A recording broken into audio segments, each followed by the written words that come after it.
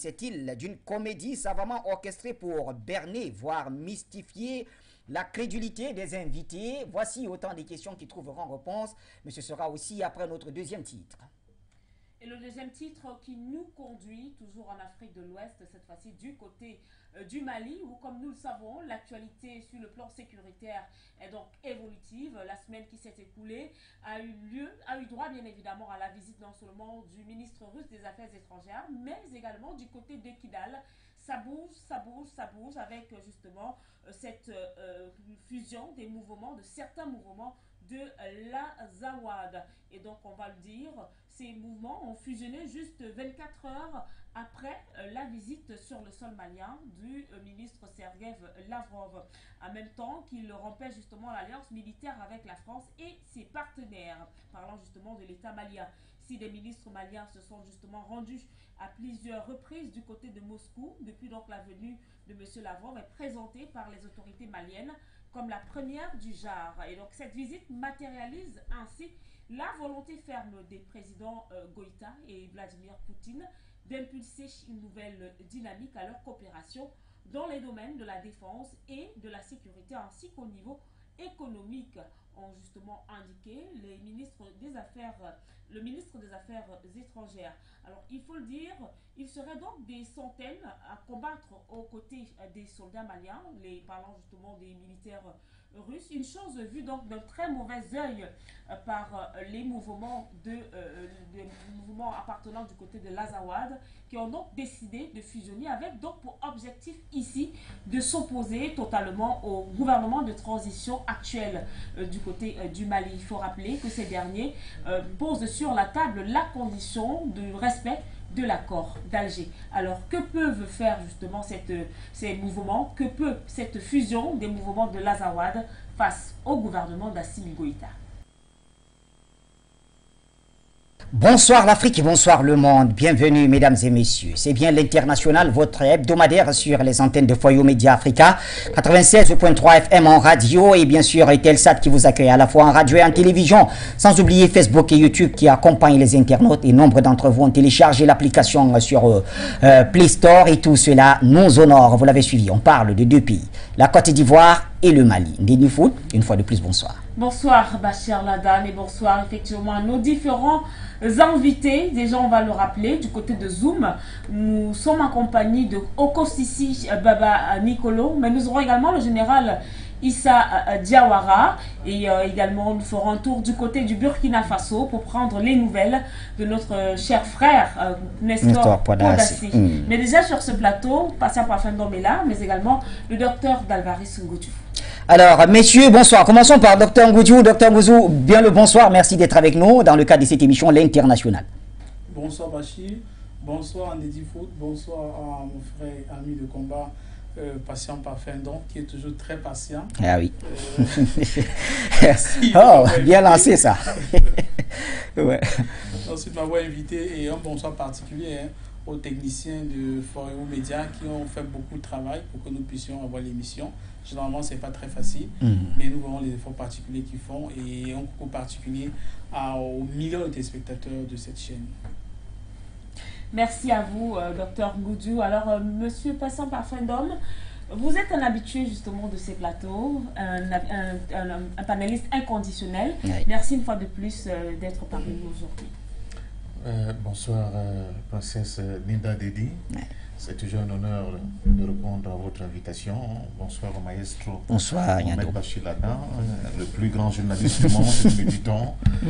Bonsoir à mon cher frère le docteur Dalvaris Ngoutou. C'est un vieil ami de combat dans cette banderie, n'est-ce pas, médiatique que nous avons posée en décidant de résister contre les médias mainstream et leur prétention à dominer l'Afrique avec ces informations de caniveau qui nous sont servies de temps en temps. Bonsoir à tous ceux que nous aurons à travers Zoom, je crois, le général Diawara. Oui, dans la mesure du possible, hein, on essaie de joindre le général, on espère qu'il va bien. Voilà, et le jeune, certainement qui... Et Okosisi Baba Nicolo. Ah, oui, c'est déjà salé au Okosisi Baba Nicolo, tous ces jeunes frères. Je n'oublie pas, j'ai une pensée aussi pour Nestor Podassi. Oui. J'espère que les choses iront mieux pour lui et qu'il va retrouver très rapidement la liberté. À nos millions de téléspectateurs, à nos techniciens, bonsoir pour aussi, en particulier aussi. Et merci pour cette invitation. En tout cas, merci à vous également d'honorer de votre présence, patient, parfait, d'homme panafricaniste par essence et par excellence. Okosisi Baba Nicolo est avec nous en duplex de Paris. Okosisi, bonsoir.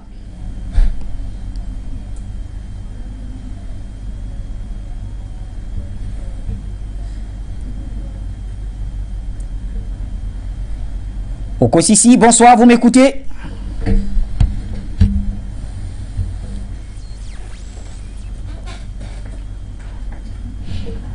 Très bien, on n'a pas le retour audio de Okosisi Baba Nicolo, on espère que ça va se régler très rapidement. Je rappelle que nous allons également entrer en contact avec Adama Sawadogo pour nous donner des nouvelles de notre ami Nestor Podassi, rappelons-le, qui depuis un peu plus de 24 heures est détenu à la maison d'arrêt et de correction de Bobo Dioulasso, c'est au Burkina Faso, le pays des hommes intègres. Je ne sais pas si on peut déjà aller vers Adama Sawadogo.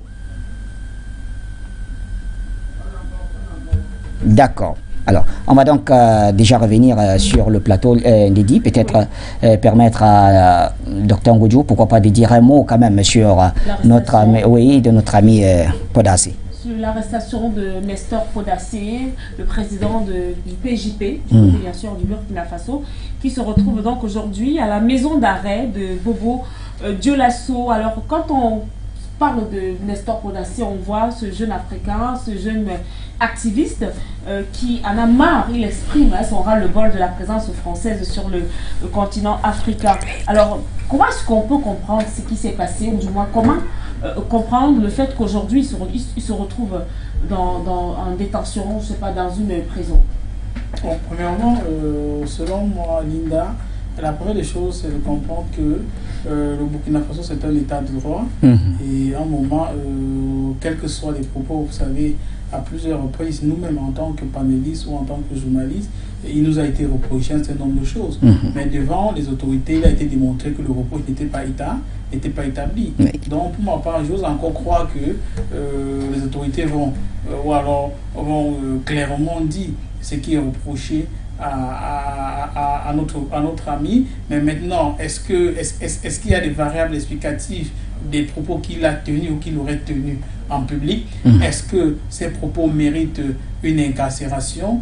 Est-ce que ces propos méritent plutôt, c'est pas quoi, un avertissement, etc., etc. Mais surtout, derrière, j'aimerais bien croire qu'il n'y a pas une main manipulatrice qui voudrait sévir contre notre ami pour essayer de blâmer ou alors pour essayer de censurer d'autres personnes qui voudraient se lever d'une manière ou d'une autre contre les intérêts français au Burkina Faso et ailleurs. Moi, j'ose croire que les autorités du Burkina, s'il y a une plainte, et nous pensons toujours, je suis de ceux qui pensent que quand il y a une situation, si vous estimez que quelque part vous êtes offensé, passez par la voie légale. Et au Burkina Faso, pour le moment, moi je pense que nous pouvons accorder un certain crédit au pouvoir en place. Il y a un certain nombre de pouvoirs, notamment le judiciaire, l'exécutif, le législatif, que les gens se plaignent. Et je suis convaincu que notre ami va sortir son argumentaire et qu'il va être élargi des accusations qui sont portées contre lui. Car jusqu'à présent, je ne crois pas que ce qu'il a fait, c'est un crime. Quelque part de s'exprimer, en tant que citoyen burkinabé, en tant que personne qui vit dans le pays, en tant qu'on était au Burkina déjà à plusieurs reprises, en tant qu'une personne qui voit le désert, entre guillemets, la difficulté, les souffrances du peuple burkinabé et qui estime qu'en réalité, derrière ces mains, derrière ces souffrances du peuple burkinabé, il y a les mains du colon français. Il estime que la présence française au Burkina a un impact plutôt négatif sur le développement du Burkina Faso, sur le bien-être de ses populations et qu'il dit qu'il n'aimerait plus en tant que citoyen, en tant que contribuable, voir la présence française. Je ne pense pas que cela nécessite fortement d'être incarcéré. Pour le moment, il n'est pas condamné. Donc pour le moment, j'espère que le pouvoir judiciaire burkinabé doit prendre les dispositions pour que le droit soit dit et que le plus rapidement possible notre ami soit libéré. Alors, merci beaucoup à vous, Dr Ngoudjou. On nous signale que Adama Sawadogo est bien sûr en notre compagnie. Bonsoir à vous, Monsieur Sawadogo. J'espère que ça va, même si le moral n'est pas au beau fixe.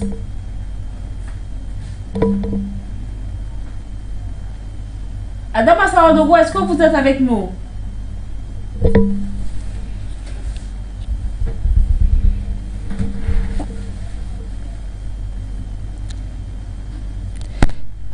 Alors, est-ce que Adama Saradogo est là? Est-ce que vous nous entendez?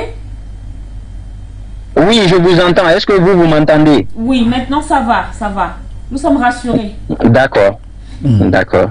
Déjà, merci d'avoir accepté cette invitation. Et voilà, vous savez certainement pourquoi on a tenu à ce que vous soyez des nôtres, ne serait-ce que pour cette petite partie. On voudrait avoir des nouvelles du frère Nestor Podassi. D'accord, d'accord. Donc, bonsoir à tous, bonsoir aux différents panélistes. J'ai appris que sur le plateau, le grand frère Okosisi Babali Kolo est là, je lui passe mon bonsoir. Il y a le grand frère Jonathan Batengue aussi qui est là, je lui passe mon bonsoir. Je passe mon bonsoir à Bachir et à toute l'équipe. Je passe aussi mon bonsoir à toutes les auditeurs et auditrices de For You Media. Voilà, donc concernant Nestor Podassi, il est là, il est toujours détenu au niveau de la maison d'arrêt et de correction de Bobo-Dioulasso. Ce matin, il y a une équipe de notre coordination régionale qui a pu le rendre visite et qui a pu discuter avec lui. Il nous charge d'abord de vous saluer tous pour la continuité de la lutte panafricaniste et la lutte de la révolution que nous avons menée. Et aussi, il me charge de vous demander de lui envoyer beaucoup de prières. Sinon, il est en bonne santé, il a le moral qui est très haut. Voilà, et il souhaite aussi que vous continuez. Voilà, la lutte, nous continuons tous la lutte. Voilà, et que vraiment, il fasse fi de son absence sur le plateau ces temps-ci. Alors, Adama Saradogo, que reproche-t-on à Nestor Podassi? Ce que la justice burkinabé reproche au camarade Podassi, c'est que au lendemain du coup d'État du capitaine Ibrahim Traoré, il y avait des rumeurs qui circulaient à l'intérieur du Burkina Faso disant que l'ex-président de la transition Damiba, en l'occurrence Paul-Henri Sandaogo Damiba, était détenu à l'intérieur du camp militaire français de Cambouensin. Et donc il y avait vraiment un refus qui avait été opposé en son temps par l'armée française de libérer Damiba. Et le Burkina était vraiment au bord d'un affrontement entre les deux factions de l'armée. Voilà, parce que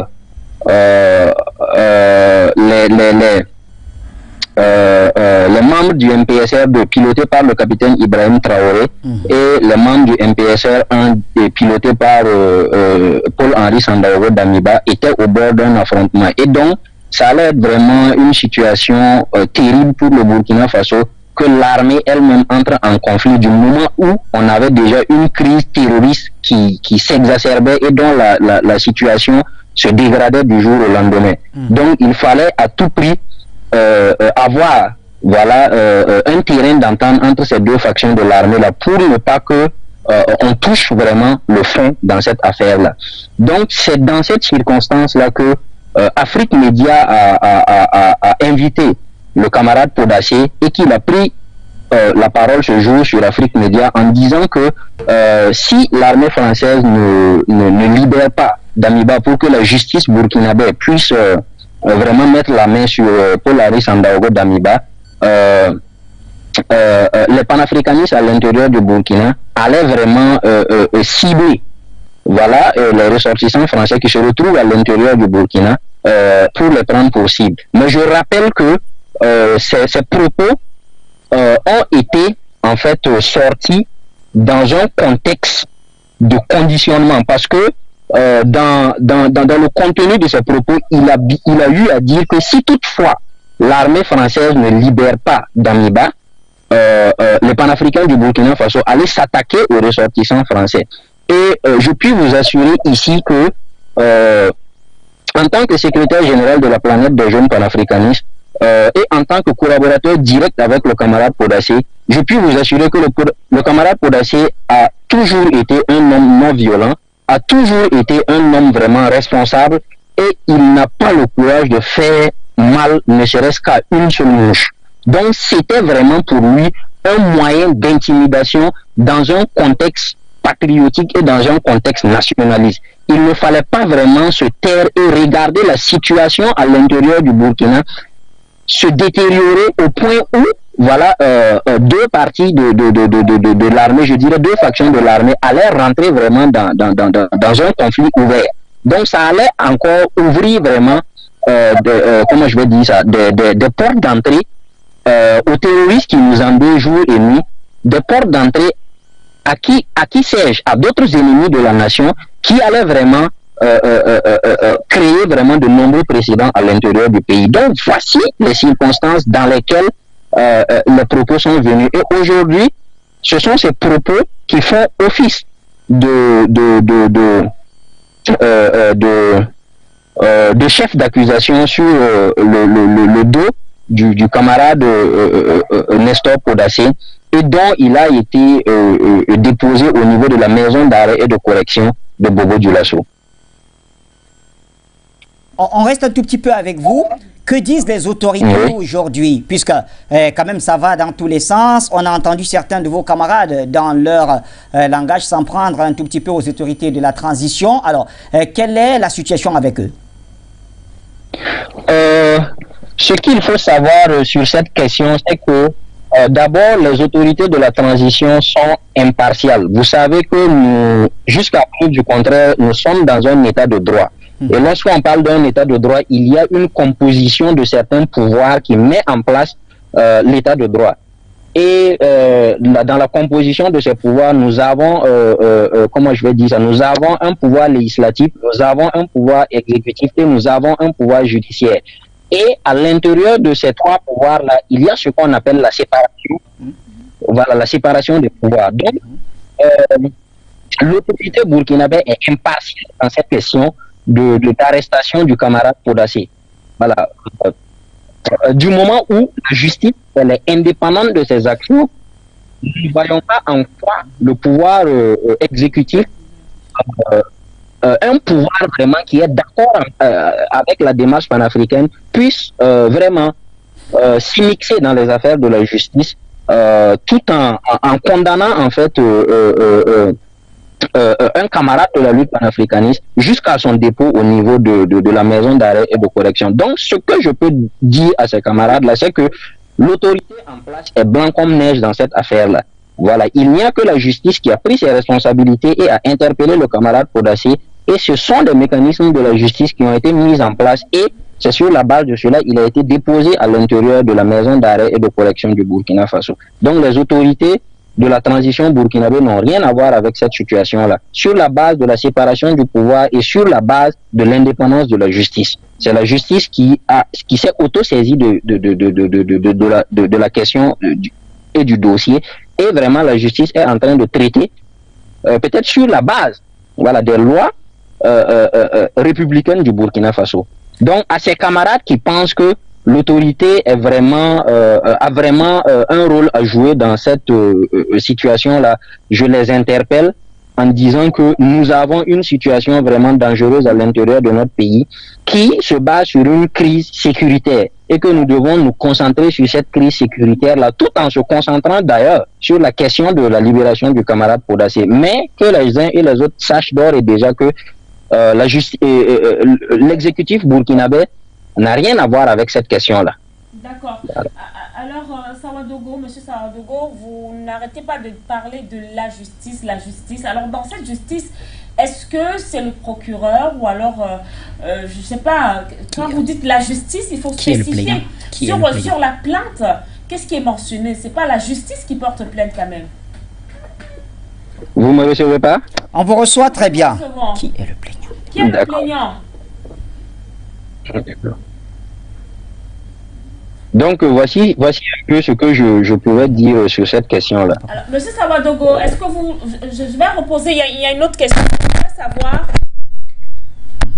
Oui, je suis là. Oui, on voudrait savoir c'est qui le plaignant. C'est vrai que tout à l'heure, vous avez dit que la justice, dans si monsieur Podasé est aujourd'hui à la maison d'arrêt de Bobo-Dioulasso, c'est parce que c'est la justice qui fait son travail. Mais alors, c'est qui le plaignant? D'après les informations que nous avons reçues concernant la plainte qui a fait office de son arrestation et de son dépôt au niveau de la maison d'arrêt et de correction de Bobo-Dioulasso, c'est que la plainte vient d'une personne extérieure du Burkina Faso. En fait, ce sont des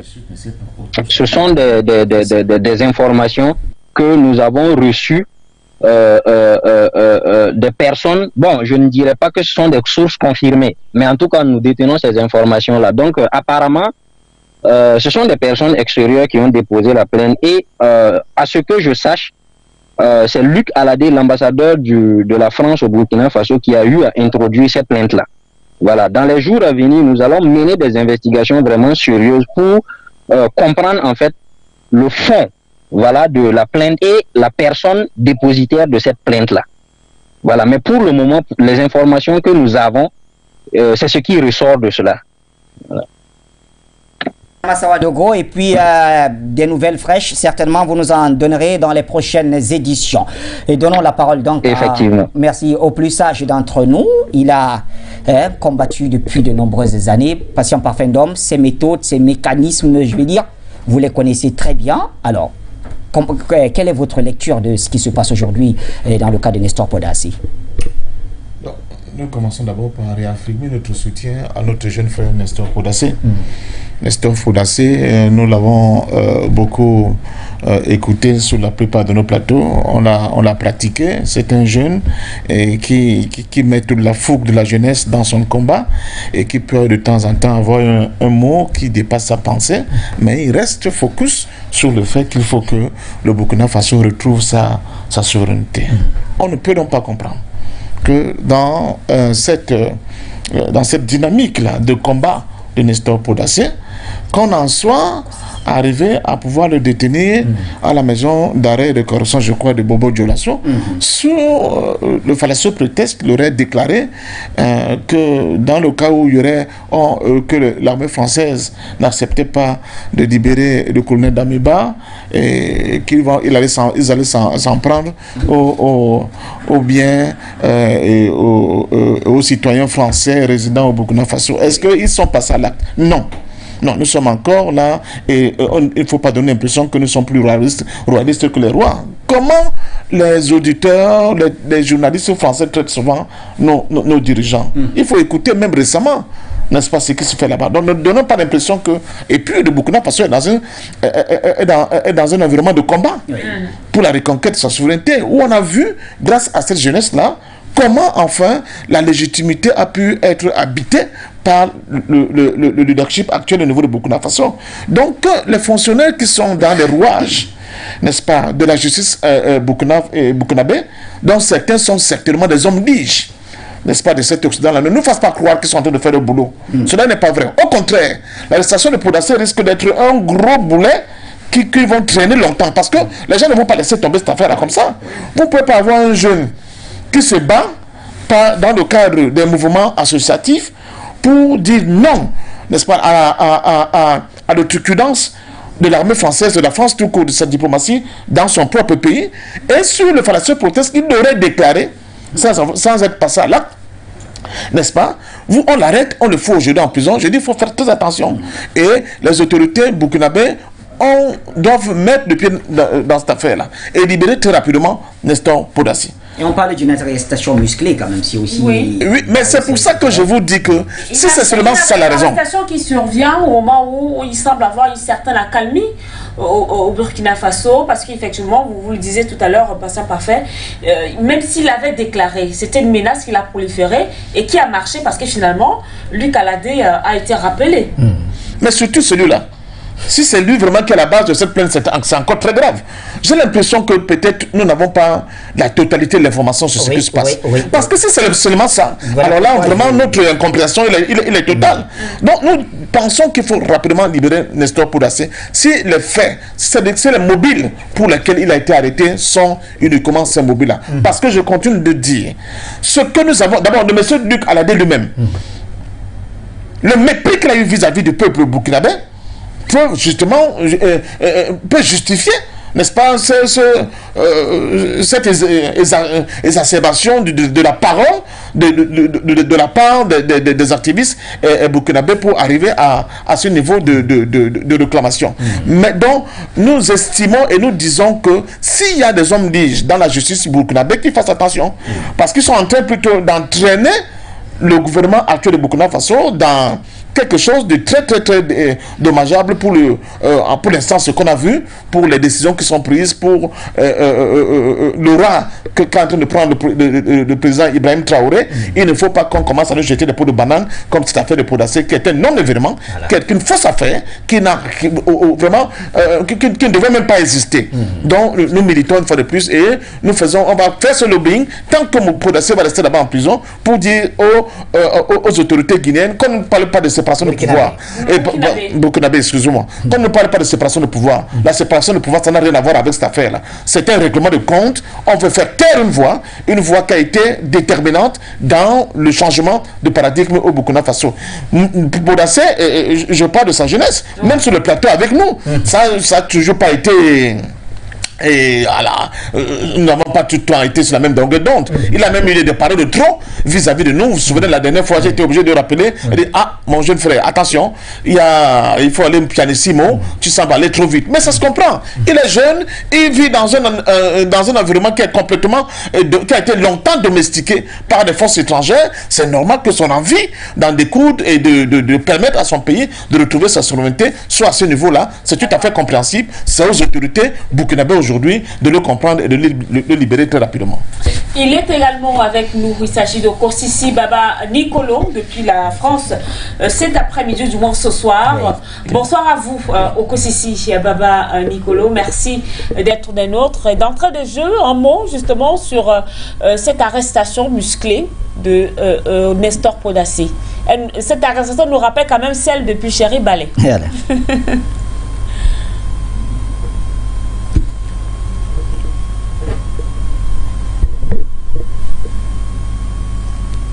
Kosisi Baba Nicolo, est-ce que nous sommes ensemble?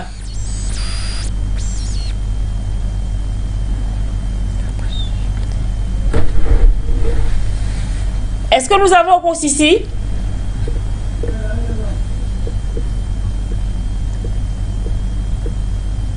On appelle le restaurant.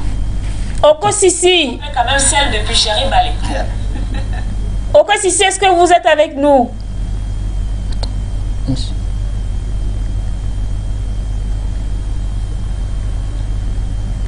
Alors, je crois peut-être qu'en attendant que les dieux de la terre, les dieux des réseaux ou encore des connectiques se mettent de notre côté, on pourra revenir avec vous, Kosisi Baba Nicolo. Le temps peut-être pour nous de commencer avec le tout premier sujet. Le sujet sur la Côte d'Ivoire, naturellement, cette rencontre où ces retrouvailles entre Henri Konan Bédié, Laurent Koudou-Gbagbo et Alassane Dramane Ouattara, c'était à l'occasion de la remise du prix Houphouët-Boigny pour la recherche de la paix, prix attribué d'ailleurs à Angela Merkel, l'ex-chancelière allemande. Un élément pour planter le décor avec la complicité de Ntoka Marius à la réalisation. Angela Merkel a reçu son prix des mains du chef de l'État ivoirien Alassane Dramane Ouattara, qui avait à ses côtés ses prédécesseurs Laurent Gbagbo, président du Parti des peuples africains de Côte d'Ivoire PPACI, et Henri Konan Bédié, président du Parti démocratique de Côte d'Ivoire PDCI-RDA et protecteur du prix, et en présence des chefs d'État du Libéria, de la Guinée-Bissau, du Sénégal, du Ghana et de chefs de gouvernement. L'ancienne chancelière allemande est ainsi distinguée pour sa décision courageuse, prise en 2015, d'accueillir 1,2 million de réfugiés venus de Syrie, d'Irak, d'Afghanistan et d'Érythrée, et pour ses différentes actions en faveur de la paix. Chère Angela, tout a déjà été dit à votre sujet, aussi bien en Allemagne, au plan international, comme par mon jeune frère Macky Sall. Vous êtes notre ami. Vous êtes notre ami. Et depuis votre accession à la tête du gouvernement de la République fédérale d'Allemagne en 2005, en qualité de chancelière, jusqu'à votre retrait de la vie politique en 2021, la recherche du compromis et de la paix ont été les constantes de votre engagement. Récipiendaire du prix, l'ancienne chancelière a appelé au respect des droits humains et à la paix. Elle a annoncé en outre que dans le cadre du partenariat entre l'Allemagne et le continent, un bureau allemand en Afrique francophone sera bientôt mis en place pour favoriser l'activité économique allemande. À ce jour, rappelons qu'une trentaine de personnalités ou organisations ont bénéficié de ce prix, dont le président de la Palestine, Yitzhak Rabin. Voilà, merci donc à l'AREA pour cet élément. Je crois que c'est Guinée, j'ai reconnu la voix de Guinée, voilà, à ce niveau-là. Alors, docteur Ngoudjou, au-delà peut-être du symbole, est-ce que pour mieux comprendre ce sujet, il faille s'intéresser sur le prix, celui qui l'a reçu, et justement les protagonistes? Oui. Permettez-moi une très petite virgule. Je vous en prie. Sur le précédent sujet. Oui. Je disais même que pour notre frère qui est actuellement incarcéré, même si c'était établi, qu'il y a une erreur, pour le moment, du point de vue juridique, nous sommes à l'instruction du dossier. Et comme il a l'instruction du dossier, ce n'est pas nécessaire de l'incarcérer. C'est-à-dire qu'il pouvait même comparer libre. C'est-à-dire plus on connaît son domicile, c'est un nom public, on connaît qui il est, il ne risque pas de fuir, de disparaître du Burkina, c'est-à-dire de le laisser à son domicile. Quand il faut, parce qu'en fait, c'est pas la première fois. Il avait déjà été écouté, la gendarmerie l'a laissé rentrer chez lui. Après, deuxième fois, quand on l'écoutait, on l'a incarcéré. C'est pas nécessaire d'incarcérer un leader politique de son ampleur. Si on veut l'écouter, on peut l'écouter, il rentre chez lui et ainsi de suite, sans l'incarcérer. Maintenant, par rapport à votre question, Bachi, je pense, comme vous avez dit, la réponse se trouve dans vos questionnements. Premièrement, l'objet même de la présence, parce qu'on parle du prix de la paix, etc. L'objet même, on dit qu'on remet ce prix de la paix à Angela Merkel parce qu'elle avait donné son feu vert pour que l'Allemagne puisse accueillir 1,2 million de réfugiés venant notamment du Burkina Faso, de la Syrie, de l'Irak et un peu d'Érythrée.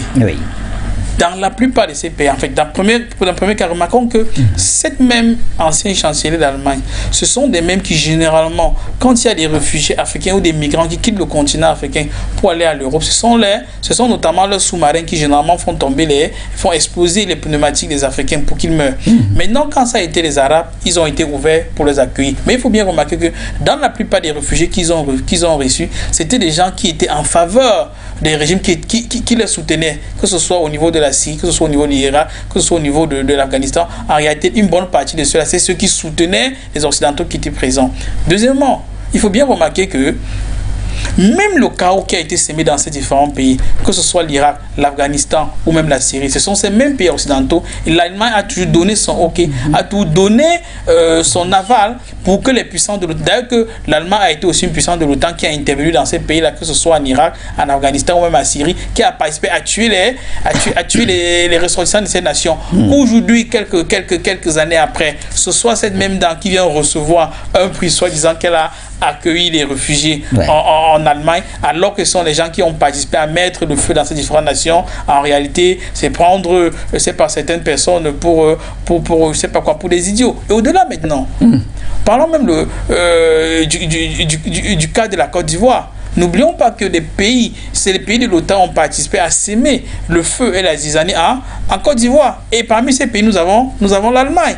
Mais non, pour sortir, la cruauté de ce type de personnage, avant de arriver sur la cruauté de ce type de personnage a été avouée par elle-même. Quand nous savons que la grande guerre qui est en train de causer des crises sur le continent africain, dont l'impact a un conséquent négatif, c'est notamment la guerre entre l'Ukraine et la Fédération de Russie. Et les gens qui ont joué un rôle important dans cette guerre, Angela Merkel a bien joué son rôle, puisqu'elle dit clairement, elle a bien avoué, après le président Hollande, qu'en fait, lors des négociations de Minsk, ils avaient permis qu'ils puissent avoir les négociations de Minsk, mais ils n'ont pas voulu que l'Ukraine applique les négociations de Minsk. Pourquoi? Parce que, en fait, quand on a signé les accords en 2014, ils ont pris 8 ans parce qu'il fallait armer l'Ukraine pour pouvoir faire face à la guerre par rapport à la Russie. Ça veut dire qu'en réalité, c'est des gens qui ne sont pas sérieux, qui donnent leur parole dans un accord, en fait, et qui n'appliquent pas cela. Je veux dire, regardez le degré de sincérité des personnes qu'on accueille à Abidjan en grande pompe et qu'on leur décerne un prix soi-disant de la paix. Est-ce que tant sur le fond que sur la forme,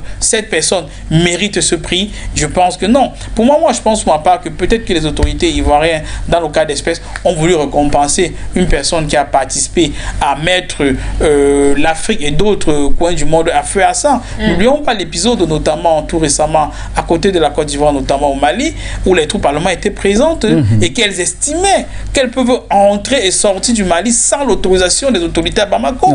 Comme si pratiquement rien n'existait au Mali. Et nous avons été très contents de remarquer que les autorités à Bamako ont frappé du poing sur la table, disant qu'en réalité, tout ce qui devait se passer, comme entrée, comme sortie des troupes sur le territoire malien, devait avoir l'autorisation des autorités de Bamako. Et l'Allemagne dit qu'en fait, ils avaient l'autorité de la France, comme si le Mali était la France. Je vais dire, quand on regarde ce type de personnage, quand on regarde ce type de contexte, on se pose beaucoup de questions pour ce prix. Est-ce que cette personne mérite ce prix? Mais maintenant, est-ce que la personne qui a remis ce prix à Angela Merkel méritait de remettre ce prix? Est-ce qu'il n'y a pas des personnalités sur le continent africain, ou même en dehors du continent africain, qui ont même valablement œuvré pour une certaine paix dans le monde entier? Je pense qu'il y a beaucoup de personnages qui étaient mieux placés qu'Angela Merkel pour recevoir ce prix.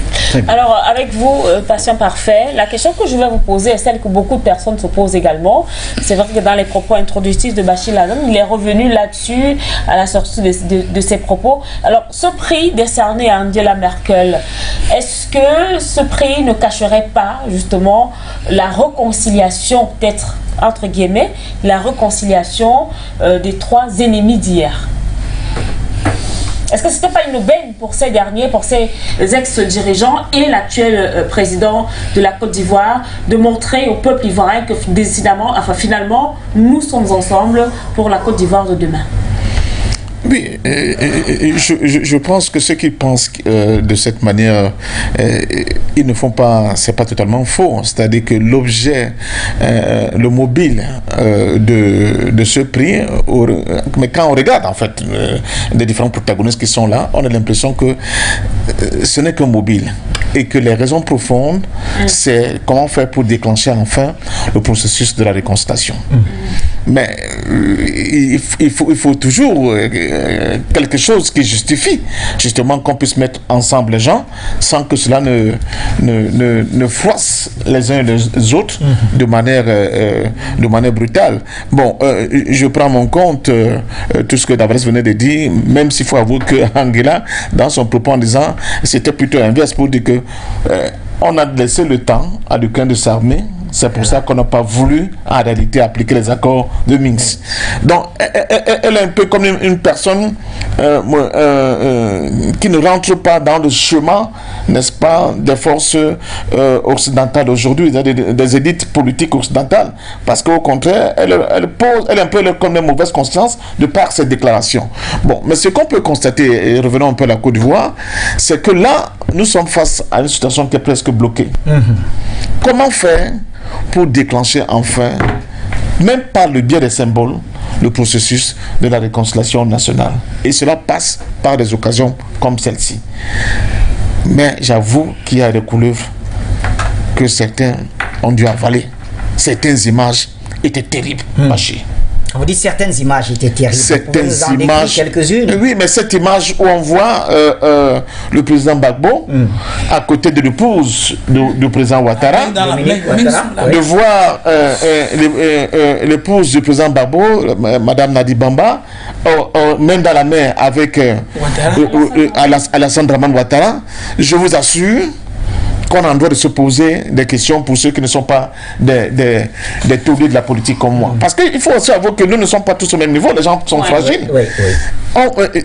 Mais moi j'ai été interpellé, on m'a dit mais parfait, expliquez-nous. Il fallait des milliers de morts pour qu'on en arrive là. Où sont ces milliers de morts? Où sont ces milliers de morts? On aurait pu faire cette affaire-là autrement. Les gens m'interpellent et me disent mais le cas de Nicaragua. Bon, Ortega, à un moment donné, il a dit, bon, comme j'ai tout le monde contre moi, la communauté internationale et vous, je laisse le pouvoir. Mais il est revenu au pouvoir plus tard. Il me pose la question, pourquoi le président Gbagbo n'a pas pu le faire? C'est une question. Parce que ça fait quand même des milliers de morts. Les uns parlent de 3 000 morts, le rapport, je crois qu'on a banni pas de 20 000 morts. C'est pas un jeu. Alors, est-ce que le politique que vous êtes essayé de nous dire, qu'il s'agit beaucoup plus d'un deal que d'une réconciliation. Non, c'est un processus, vous savez, on déclenche le processus de la réconciliation. Mais ce déclenchement amène souvent à des scènes, à des symboles, surtout quand on a l'auteur du président Gbagbo, qui sont difficilement acceptables par les gens qui ont été meurtris dans leur âme, dans leur chair, par rapport à ce qui s'est passé en Côte d'Ivoire. Il y a des gens aujourd'hui en Côte d'Ivoire qui sont tétanisés à la vue seulement de ces images.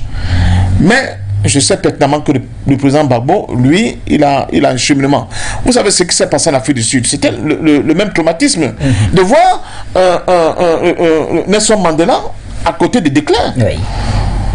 Et d'entendre les Blancs sud-africains pensaient que c'est ça qu'il faut faire. Il faut écarter les personnes gênantes comme ce fut le cas de Winnie Mandela. Oui. Vous vous souvenez? Oui. Alors, le processus de réconciliation, il est simple. C'est d'abord vérité, justice et réconciliation. Oui. Dans le cas de la Côte d'Ivoire actuellement, ni la vérité, elle est toujours interdite.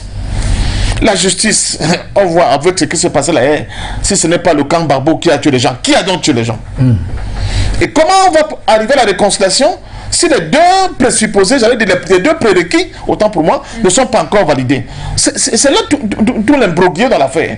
Donc, je dis aux gens de garder le calme, parce que si vous ne gardez pas votre calme dans cette phase, n'est-ce pas, de la négociation politique, vous allez finir par perdre le nord. Qui garde leur calme et qui comprennent que quelqu'un comme le président Laurent Gbagbo, qui a subi tout ce qu'il a subi, qui a eu à mener tout ce combat, n'est pas idiot aujourd'hui au point de se laisser vendre pour une simple cérémonie. Mais j'avoue quand même, et je le dis à nos frères de Côte d'Ivoire qui nous regardent, certaines images ont produit l'effet d'un choc. Le symbole est fort. Le symbole est tellement fort, d'une violence inouïe, n'est-ce pas, dans la tête de plus d'un qui n'ont pas la lucidité nécessaire, qui n'ont pas la froideur politique nécessaire pour comprendre certains événements. Et une fois de plus, on peut aussi interpeller la démarche actuelle de PPA-CI. Si on peut valider le fait que pour la recherche de la réconciliation, on puisse voir le président Ouattara et Mme Gbagbo main dans la main. Qu'est-ce qui peut expliquer qu'au sein de la famille de l'ancienne FPI, on ne puisse pas avoir des moments de détente, des symboles de réconciliation entre Mme Simone Hervé Gbagbo, le président Gbagbo, le général Blé Goudin, Finguessan, pourquoi pas? Bon, Finguessan, pourquoi pas, malgré tout ce que vous savez que je pense de lui. Parce que, moi, je sais ce que vous pensez de lui, mais c'est pourquoi pas? C'était quand même de la même famille politique. Je veux ce que là, je suis d'accord avec vous, pour dire que s'ils sont capables, avec ceux qui ont créé, n'est-ce pas, c'est vraiment le mot me manque, l'adjectif qui puisse correspondre à ce que la Côte d'Ivoire a vécu. Mais allez quand même pour, c'est-à-dire que l'idéal de réconciliation, pourquoi ne pas tenter aussi cette opération avec leurs propres camarades, malgré les déchirures, malgré les comportements, malgré les attaques, malgré tout ce qu'il y a eu au sein de leur propre famille. C'est-à-dire que, est-ce que le niveau d'aspérité, de conflit, d'affrontement entre leurs propres camarades et ceux-là qui ont créé tout ce qu'on a en Côte d'Ivoire, est-ce que je vais bien comprendre. Et donc j'insiste pour dire aux uns aux autres, en Côte d'Ivoire, les anciens qui étaient dans le camp de Gbagbo, il est temps pour vous de savoir tirer les leçons des événements comme celle-ci. Quel est l'intérêt que vous avez à vous chapater comme on va là aujourd'hui? Quel est l'intérêt? Alors que vous voyez très bien que pour la communauté dite internationale, pour toute l'Afrique, les images comme celle-là, où on voit le président Bédié saluant le président Gbagbo, on voit le président Ouattara saluer le président Gbagbo, etc. Les Africains ont besoin de ces images-là pour se rassurer qu'effectivement, on va dans la voie de la réconciliation. Oui. Mais si, sur le plan macro, alors la Côte d'Ivoire, ces actes-là peuvent être posés, pourquoi vous, au sein de la résistance ivoirienne, vous êtes incapable, vous aussi, de créer des pôles de discussion, de réconciliation, au moins sur le plan symbolique, pour que vraiment il y ait un apaisement de cœur par rapport à tout ce que nous voyons là aujourd'hui et qui ne n'ont ni l'ancienne famille de FPI qui est devenue PPA, c'est à Côte d'Ivoire, ni justement le sens du sacrifice que beaucoup, des milliers d'Ivoiriens ont consenti pour ne pas accepter d'être à genoux devant le diktat impérialiste. Je pense que de ce niveau-là, un certain raisonnement doit être fait pour ramener les uns les autres à des situations de, comme ils aiment dire en Côte d'Ivoire, de bas à terre, pour que vraiment des véritables compromis puissent être trouvés, de telle manière que cette famille-là puisse se retrouver comme un front uni pour aller combattre les adversaires qui arrivent dans les prochaines échéances électorales. Alors, merci beaucoup à vous, façon parfaite. Donc, alors, finalement, je pense qu'il est là, au Kosisi, Baba Nicolo. Une fois encore, bonsoir à vous. Merci d'être des nôtres au Kosisi. Alors, tout d'abord, vous allez donner, ou alors donner votre vision ou votre analyse sur cette arrestation de Nestor Podacé, peut-être en 1 ou 2 minutes. Et par la suite, je crois que Bachir Ladal, voilà, reviendra sur l'actualité de son pays, la Côte d'Ivoire, parce que on aimerait bien savoir si on est en train d'aller vers cette réconciliation à travers ce qu'on a pu voir lors de la cérémonie du prix Houphouët-Boigny. Au Kosisi, Baba Nicolo.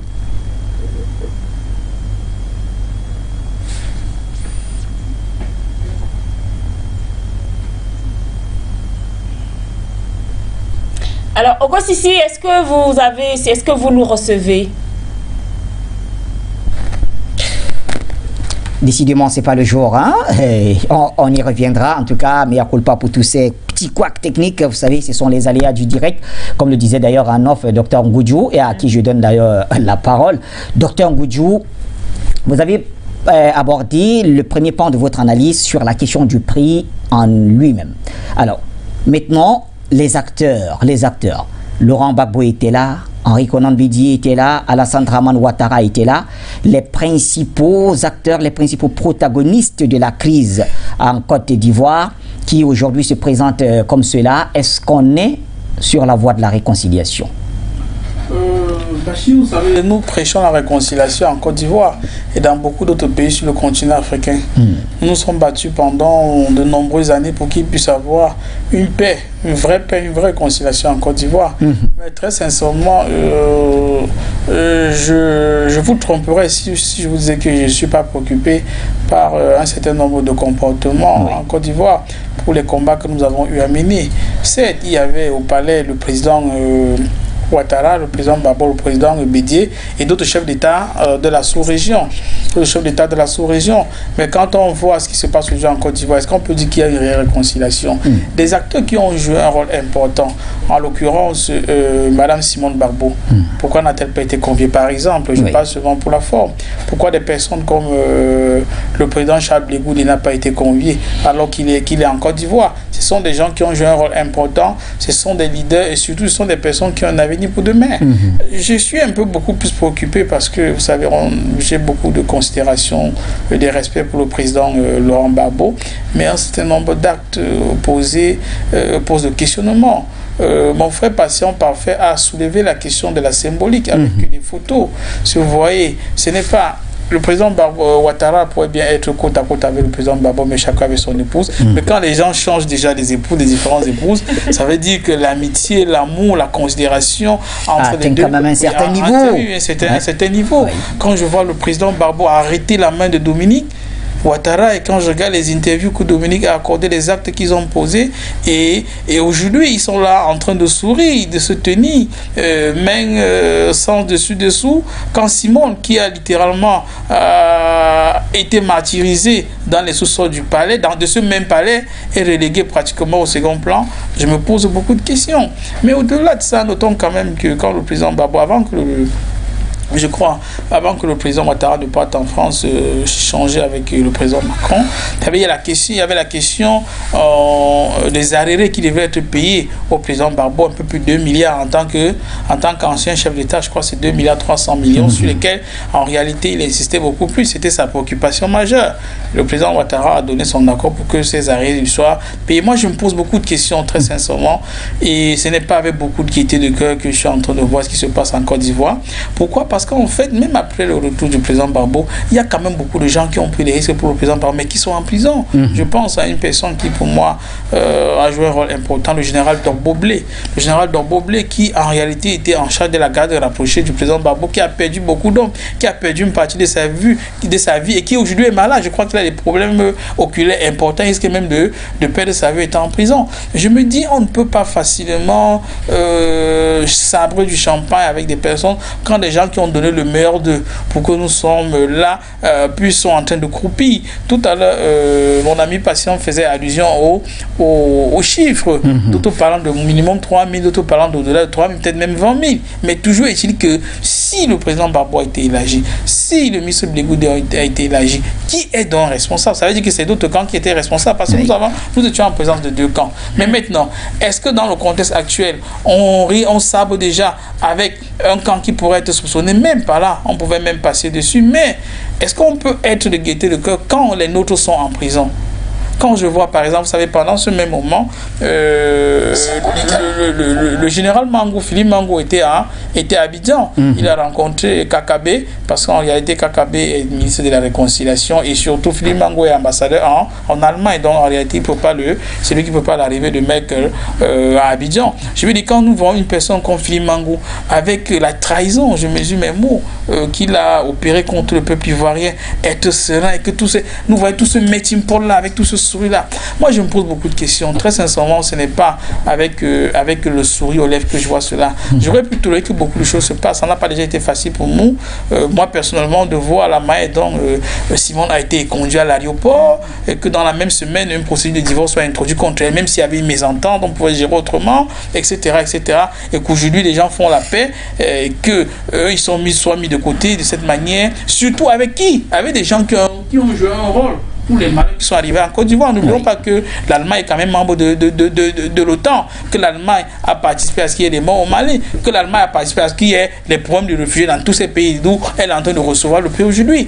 Moi, très sincèrement, je pense que nous prêchons beaucoup la paix pour la Côte d'Ivoire, mais il y a beaucoup de choses à faire, beaucoup de choses encore à faire. Je crains que les Ivoiriens qui ont été victimes soient totalement mis de côté pour des intérêts beaucoup plus partisans. Alors, passons parfait. Moi, je voudrais qu'on ramène un peu ce sujet au niveau de ce conflit qui se déroule actuellement, le conflit russo-ukrainien, parlant de l'Allemagne, qui fait partie de ces pays-là qui se disent prêts à donner des armes à l'Ukraine. Alors, est-ce que ce prix remis à Angela Merkel en Côte d'Ivoire, en terre ivoirienne, avec 3 dirigeants ivoiriens, c'est-à-dire 2 ex et 1 actuel, est-ce que ce ne serait pas là, j'ai envie de dire, la position de la Côte d'Ivoire par rapport à cette situation conflictuelle entre la Russie et l'Ukraine? Parce que jusqu'ici, l'Afrique ne s'est pas officiellement prononcée là-dessus. Mais nous sommes dans les rapports d'État à État.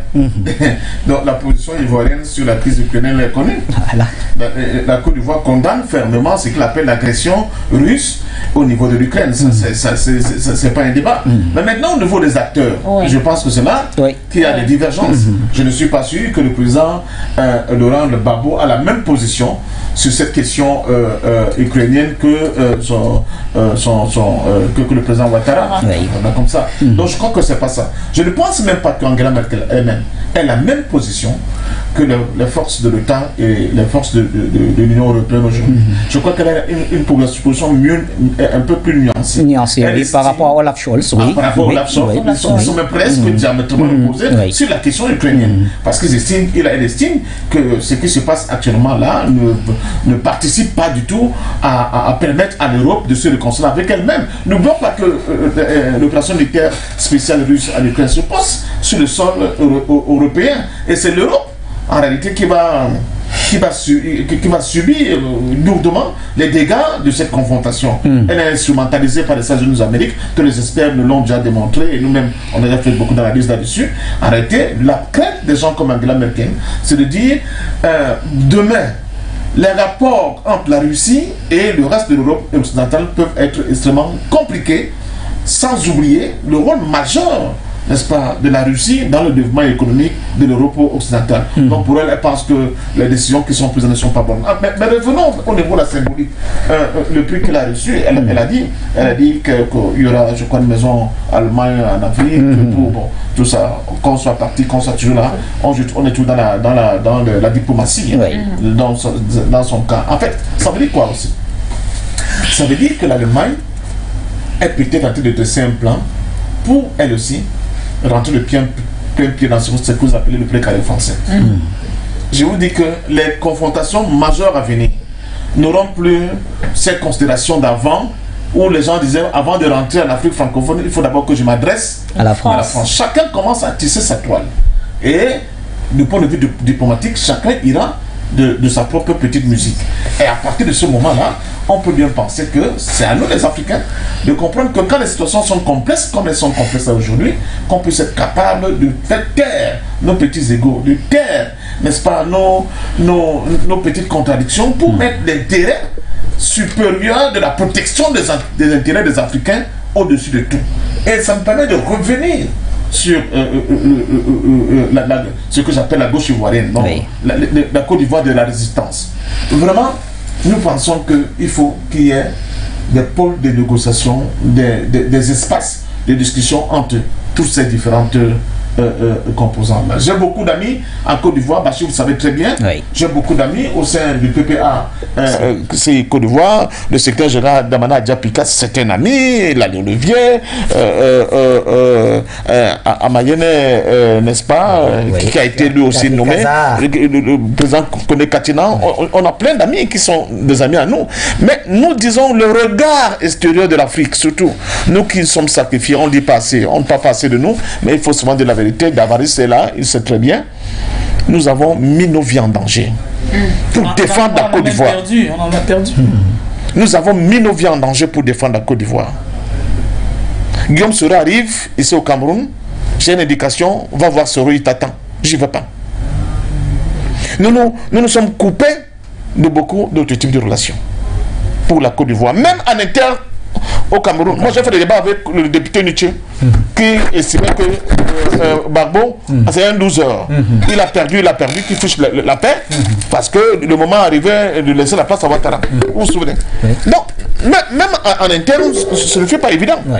Donc, on ne peut pas nous taxer aujourd'hui des gens qui sont achetés ni à gauche ni à droite, mais parce que nous sommes puissamment investis dans le dossier ivoirien. Parce que nous avons pris la question ivoirienne comme notre propre problème. Et vous vous souvenez des Ivoiriens que nous attaquons, nous disant réglez vos problèmes de Cameroun, laissez la Côte d'Ivoire tranquille. On leur disait non. Et il y a même certains qui ont fourré des agressions ici localement.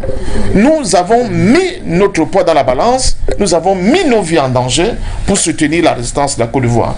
Il est donc de notre devoir de leur dire, quand on a l'impression que le bateau de la résistance n'est plus homogène, il n'est plus en harmonie avec la pensée qu'on avait quand on défendait quand nous avons défendu la Côte d'Ivoire, de leur dire faites attention. Faites très attention. Le moment n'est pas arrivé pour vous de vous disloquer. Parce que ce qui vous unit est plus important que ce qui vous divise. La preuve, si on peut voir les embrassades pratiquement entre ceux qui ont créé cette chienlit avec des milliers. Quand on parle de milliers de morts, semble que le mot milliers de morts passe trop vite. Ce sont des vies qui ont été supprimées et dans des conditions souvent extrêmement violentes. Et ces gens-là qui ont créé ces morts-là, qui ont créé cette catastrophe, cette nakba majeure, qu'aujourd'hui, c'est avec ces gens-là qu'on est des souris. Il faut bien l'expliquer très bien aux populations africaines, n'est-ce pas, progressistes, qui regardent bien cette situation-là. Et si vous êtes capable, par dépassement, n'est-ce pas, intellectuel, par dépassement de vos propres douleurs, par dépassement de vos propres des crachats reçus pour c'est-à-dire que le bien fondé, j'allais dire, le but ultime, le grand but de la réconciliation entre les fils de la Côte d'Ivoire, pourquoi ne pas le faire avec votre propre camarade? Je parle comme ça un peu plus vite, mais on peut mieux le temps que ça lui puisse. C'est pour ça que nous sommes dans cette dynamique d'essayer de faire quelque chose. Mais on sait que c'est difficile, mais s'il vous plaît, ce n'est pas un camp qui va vaincre l'autre camp. C'est la dignité de la Côte d'Ivoire qui sera vainqueur de cette confrontation. Et pour cela, nous appelons de tous nos voeux à nos camarades à nos amis en Côte d'Ivoire, ou dans la gauche ivoirienne en général, de tout faire pour lancer des processus de réconciliation. Cela va leur donner beaucoup plus de marge de manœuvre pour pouvoir aller à ces réconciliations au niveau national. Il n'est pas de bon ton que certains soient lâchés en bordure de la route, tout simplement parce qu'ils ne sont pas dans les bonnes grâces de ceux qui dirigent aujourd'hui. Cette épuration qui s'opère dans la gauche ivoirienne, même si on la comprend, elle pose problème. Oui. Il faut que les gens prennent de la hauteur pour tout faire, pour ramener tous les brebis dans la maison, et que ensemble la réconciliation au sein de la résistance ivoirienne puisse être le gage de succès, n'est-ce pas, du panafricanisme dans ce pays demain. Nous avons besoin de tout le monde et que chacun essaie de mettre de l'eau dans son vin. Je ne dis pas qu'il n'y a que le bloc de Gbagbo ou rien oui. qui soit le plus vindicatif. Même ceux qui ne sont dans d'autres camps, ils vont pas laver le dos de la cuillère. J'ai dû interrompre même la correspondance par internet avec certains. Je leur dis, mais vous savez pas ce que vous êtes en train de faire. Mais vous dites des choses incroyables en insultant la compagne du président Gbagbo actuel, Nadi Bamba, de manière violente, ouvertement. Je dis, mais qu'est-ce que vous êtes en train de faire? Quel est même l'objectif de votre combat finalement? Et on peut se poser la question, est-ce que ces milliers de morts sont-ils morts pour rien? Est-ce que quand les gens se comportent ainsi, ils n'ont pas cela dans la conscience? Nous sommes plus que malheureux aujourd'hui de constater ce que nous voyons au niveau de la Côte d'Ivoire. Nous espérons tout simplement que, certes, oui, nous appelons la réconciliation de la Côte d'Ivoire de tous nos voeux. Nous ne sommes pas des revanchards. Nous ne disons pas qu'il faut envoyer M. Ouattara, n'est-ce pas, dans les feux de l'enfer, mais nous estimons que si nous sommes capables de le faire pour le président Ouattara, il faut aussi que nous soyons capables de le faire pour nos propres camarades. Très bien. Patient Parfendom, merci en tout cas à Okosisi qui souhaite vraiment dire un mot. Vous savez, c'est un sujet qui lui tient à cœur. Je ne sais pas si du côté de la régie, on peut retourner vers Okosisi Baba Nicolo, peut-être avant de prendre les appels. Les appels.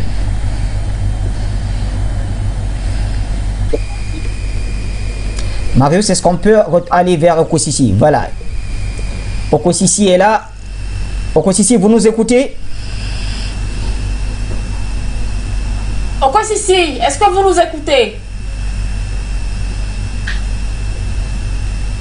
D'accord. Non, nous on n'a pas votre retour, mais apparemment vous nous écoutez. On vous voit très bien pourtant, on vous voit très bien. L'image, elle est là, très belle d'ailleurs. Ok, il n'y a pas de problème, Okosisi, on a bien compris. Ce ne sera que partie remise. Merci infiniment pour l'effort. Et allons donc au téléphone avec... Sidi, depuis le Bénin. Voilà.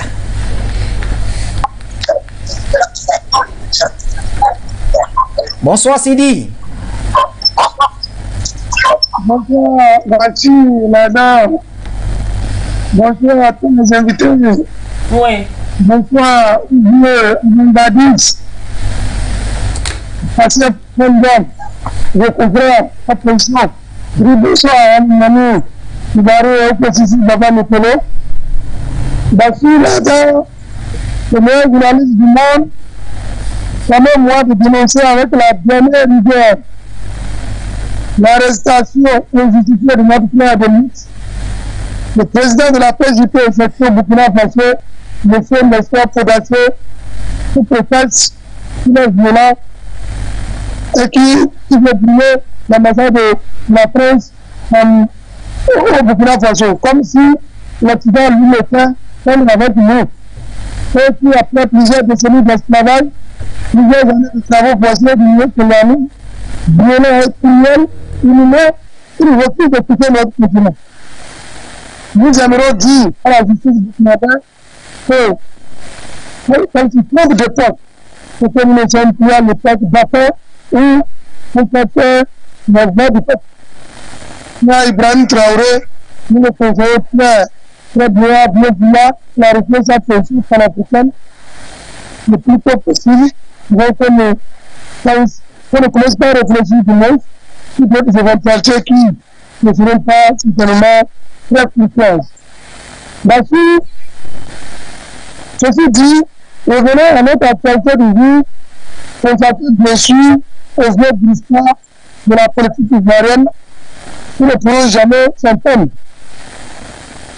On ne se réconcilie pas en mettant et en maintenant les gens en prison depuis plusieurs décennies magiques. On ne se réconcilie pas sur la même idée, lorsqu'on a vécu l'activité d'une rébellion constituée pendant un mandat légal, comme légitime, depuis le 19 septembre 2002 jusqu'en 2011. Lorsqu'on subit l'humiliation, on subit l'erreur du Gbagbo avec son arrestation en 2011, lorsqu'on subit à la Cour pénale partisane au Pays-Bas, la souffrance atroce, comme celle qu'a subi Bassirou, l'erreur Gbagbo, on n'oublie jamais, surtout en Afrique. Ce qui s'est passé avec le prix Félix Houphouët-Boigny n'a rien à voir avec la réconciliation de la Côte d'Ivoire. Ouattara essaie de gagner du temps pour les groupements une fois encore. Si vous venez conseiller Bassirou, si les gens ne commencent pas à se préparer, si le monde ne la voit plus, ni les méchants, et Ouattara la victime. Là, c'est de cela qu'il est question aujourd'hui. Ouattara veut montrer à la face du monde que c'est que de la méchant. Et lui, l'homme de la paix. Et avec les élections présidentielles, qui pointent à l'horizon, ils doivent savoir où mettre les pieds. Sinon, les présidentielles seront de la prière, et puis prier du monde, prier. On ne pète pas avec le diable. Donc, voilà ce que moi j'avais à dire. En ce qui concerne les petits bretons, côté terroristes, les petits bretons, terroristes portés par l'impérialisme, et qui ne maîtrisent pas les enjeux de l'heure, je leur demande d'abandonner vite cette entreprise par le Mali qui est le plus celui d'aujourd'hui. Sinon, c'est l'ukrainisation de ce territoire malien, de développement appelé Azawad qui va commencer. Faire la différence avec l'Ukraine, les petits Touaregs à qui pour la cause d'Azawad ne trouveront aucun refus qui se passe. Nous sommes d'accord d'Alger de Mazra. Cette fois-ci, le territoire malien est indivisible. D'accord. Merci beaucoup à vous, Monsieur Sidi, depuis le Bénin. Lamine Diop également est au standard. Bonsoir à vous, Lamine Diop. Bonsoir mon cher Bachir, bonsoir à l'ensemble des téléspectateurs d'auditeurs de Foyou, ainsi à votre régie technique, bonsoir à l'ensemble des panélistes participants à la thématique. Il faut relever tout de même quelque chose mon cher Bachir. Il faut relever que cette récupération politique de Draman, c'est une honte si monstrueuse que je ne commenterai même pas le subterfuge concernant les projets de réconciliation de la Côte d'Ivoire. Pensez-y, celui qui a à l'occurrence vendu, entre autres, une bonne partie de l'Afrique francophone aux Français et compagnie, qui a trahi la mémoire de centaines de milliers d'Africains qui ont été assassinés comme des Sékou Touré ou Modibo Keïta, etc., ainsi tuer la continuation de la lutte patriotique contre le néofascisme occidental et le colonialisme dans toutes ces manifestations, et naturellement condamner des centaines de milliers de générations jusqu'à présent, a désormais son prix au pays de Draman. Et personne ne se soucie que cet homme, Houphouët-Boigny, tout comme Senghor, est pleinement et consciencieusement vendu une partie de l'Afrique francophone aux Français et déclenché le retard cataclysmique de cette partie d'Afrique à l'échelle continentale et mondiale. C'est un fait. Les Ivoiriens devraient franchement débouter cette actualité et exiger la décommunication historique de tels personnages, parce que ces traîtres qui haïssent tellement leur pays qu'ils ont signé politiquement et juridiquement à placer leur pays sous tutelle française et continuent à le manifester, c'est-à-dire appeler leur pays à leur propre destruction matérielle et morale, entre autres, doivent être considérés comme des hosties publiques.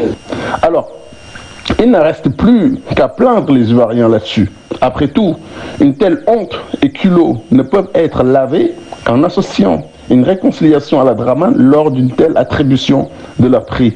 Bien que le concept de l'honneur de cette génération de vassaux ivoiriens ne soit pas typique. Merci, belle fin d'émission, bon début de week-end. Ciao, merci. Merci beaucoup à vous, Lamine Diop, pour votre participation. Nous restons au standard avec Jean Sakounou. Bienvenue, cher monsieur. Bonjour Linda, vous me recevez? Très bien, nous vous recevons 5 sur 5. Merci. Bonjour à vous. Bonjour Bachi. Bonjour Galvaris. Bonjour Parfum Patient. Bonjour à vous tous. D'abord pour le frère Kodassé, nous lui disons du courage. Et vous voyez, c'est la Franc-Afrique qui est toujours à l'œuvre. Nous disons aux Burkinabés de ne pas se faire humilier par la France, de ne pas vendre leur fils à la France. Parce qu'il y a certains francophiles au Burkina qui veulent, comme ils sont dans le même club maçonnique, surtout les juges, qui veulent donner raison à Louis Calac, je ne sais pas, ce farfelu là, vous m'excusez, parce que les propos qu'il a tenus contre les Africains, on doit le lui rappeler. Si c'est lui qui a déposé la plainte contre Kodassé, on doit le lui rappeler. Ces ambassadeurs qui se prennent comme des dieux en Afrique et qui nous insultent tout le temps et qui maintenant viennent condamner nos frères comme quoi on les a, ils veulent faire cela. Ils n'ont rien vu. Si Kodassé a dit que si Damiba n'est pas lâché, si c'est ça vraiment, s'il n'est pas lâché par l'armée française, et que les Français seront menacés, mais c'est une réalité, non? Jusqu'aujourd'hui, les Français ne savent pas qui seront menacés en Afrique. On ne va pas les pousser avec des couteaux, mais nous allons les pousser avec la justice. Parce qu'ils ont fait de l'injustice, ils ont pratiqué l'injustice sur le côté africain, contre les Africains. Nous allons leur répondre un jour. Qu'ils n'oublient pas cela. Qu'ils n'oublient pas cela. C'est toujours la France qui est toujours à l'œuvre. C'est le cas de la Côte d'Ivoire. Mais si on revient sur le sujet de Félix Houphouët-Boigny, le prix qui est donné là, vous voyez qu'est-ce que c'est de bon qui peut sortir de la coopération avec la France. Vous savez que c'est la France qui est en Côte d'Ivoire. Ouattara n'est rien, c'est un valet de la France. C'est la France qui est en Côte d'Ivoire. Alors, qu'est-ce que vous voulez qu'il y ait en Côte d'Ivoire? Ce que Félix a sommé, c'est ça.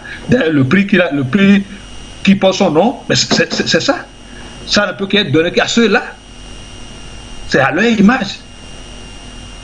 C'est un non-événement. Ça ne peut pas avancer la vie sur la terre. C'est des destructions. Si cette dame-là, elle n'a pas honte pour venir en Côte d'Ivoire, la Côte d'Ivoire qui est menacée, les innocents sont tués depuis la nuit des temps par la France. Et cette dame-là vient recevoir un prix qu'on appelle prix de la paix, qu'elle paie. C'est des farfelus.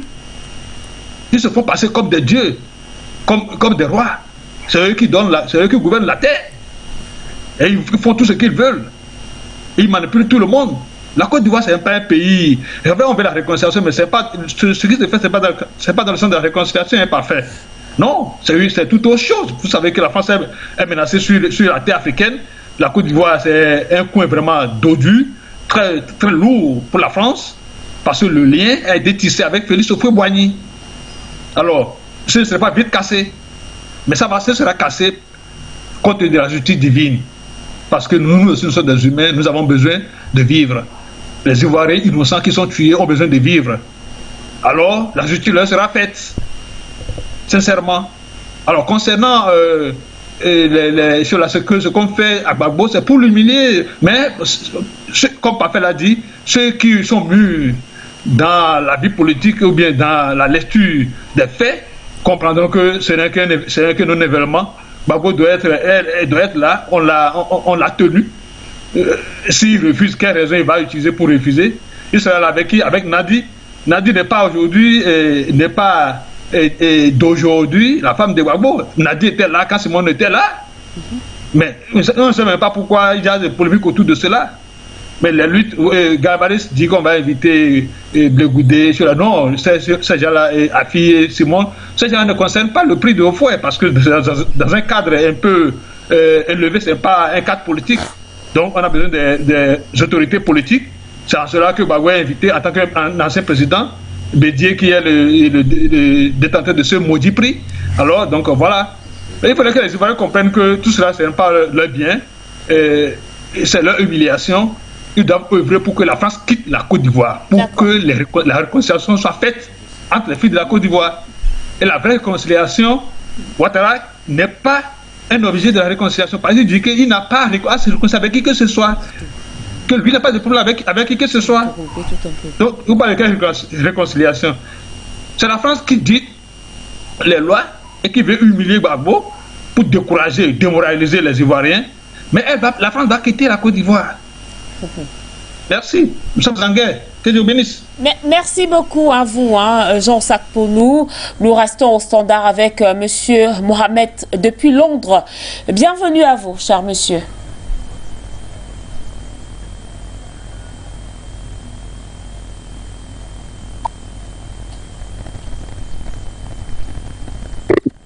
Bonjour madame. Bonjour monsieur. Bonjour à vous et bonjour Bachir. Salam alaikum. Bonjour à monsieur Dalvaris. Bonjour à monsieur Fafendom, le grand frère. Et l'excellence n'est pas là. Son excellence, il n'a pas pu faire le déplacement ou quoi. Monsieur Bandakani. Je le salue quand même. En ce qui concerne l'arrestation de Nestor Podase, moi, tout de suite, je m'insurge et je vais à l'encontre de cette décision qui a été prise pour la garde à vue de M. Nestor Podase au Burkina Faso. En aucun cas, et sous aucun prétexte, il ne devait être arrêté par la justice de son pays et pour des motifs ou bien par une justice quelconque. Moi, je ne suis pas en train de dire qu'il est au-dessus de la justice, mais pour moi, c'est une dérive et ça, franchement, aujourd'hui, ça change complètement ma vision ou bien ma position à l'encontre du gouvernement de Burkina Faso. Franchement, ça nourrit le doute dans mon esprit. Tout de suite, il faut que je le dise. Et moi, à partir d'aujourd'hui, je vais commencer par les prendre avec pincette. Le gouvernement du Burkina Faso, je vais prendre ce gouvernement avec pincette. Cela étant, en ce qui concerne le thème, le prix là, le prix Oufoué Boye, c'est un prix maudit, comme l'a dit Baba Sufi Nicolo, c'est un prix maudit. C'est un prix maudit. Nous savons ce que Oufoué a fait en Afrique. Pour des gens qui n'ont pas étudié Oufoué, n'ont pas allé étudier Oufoué.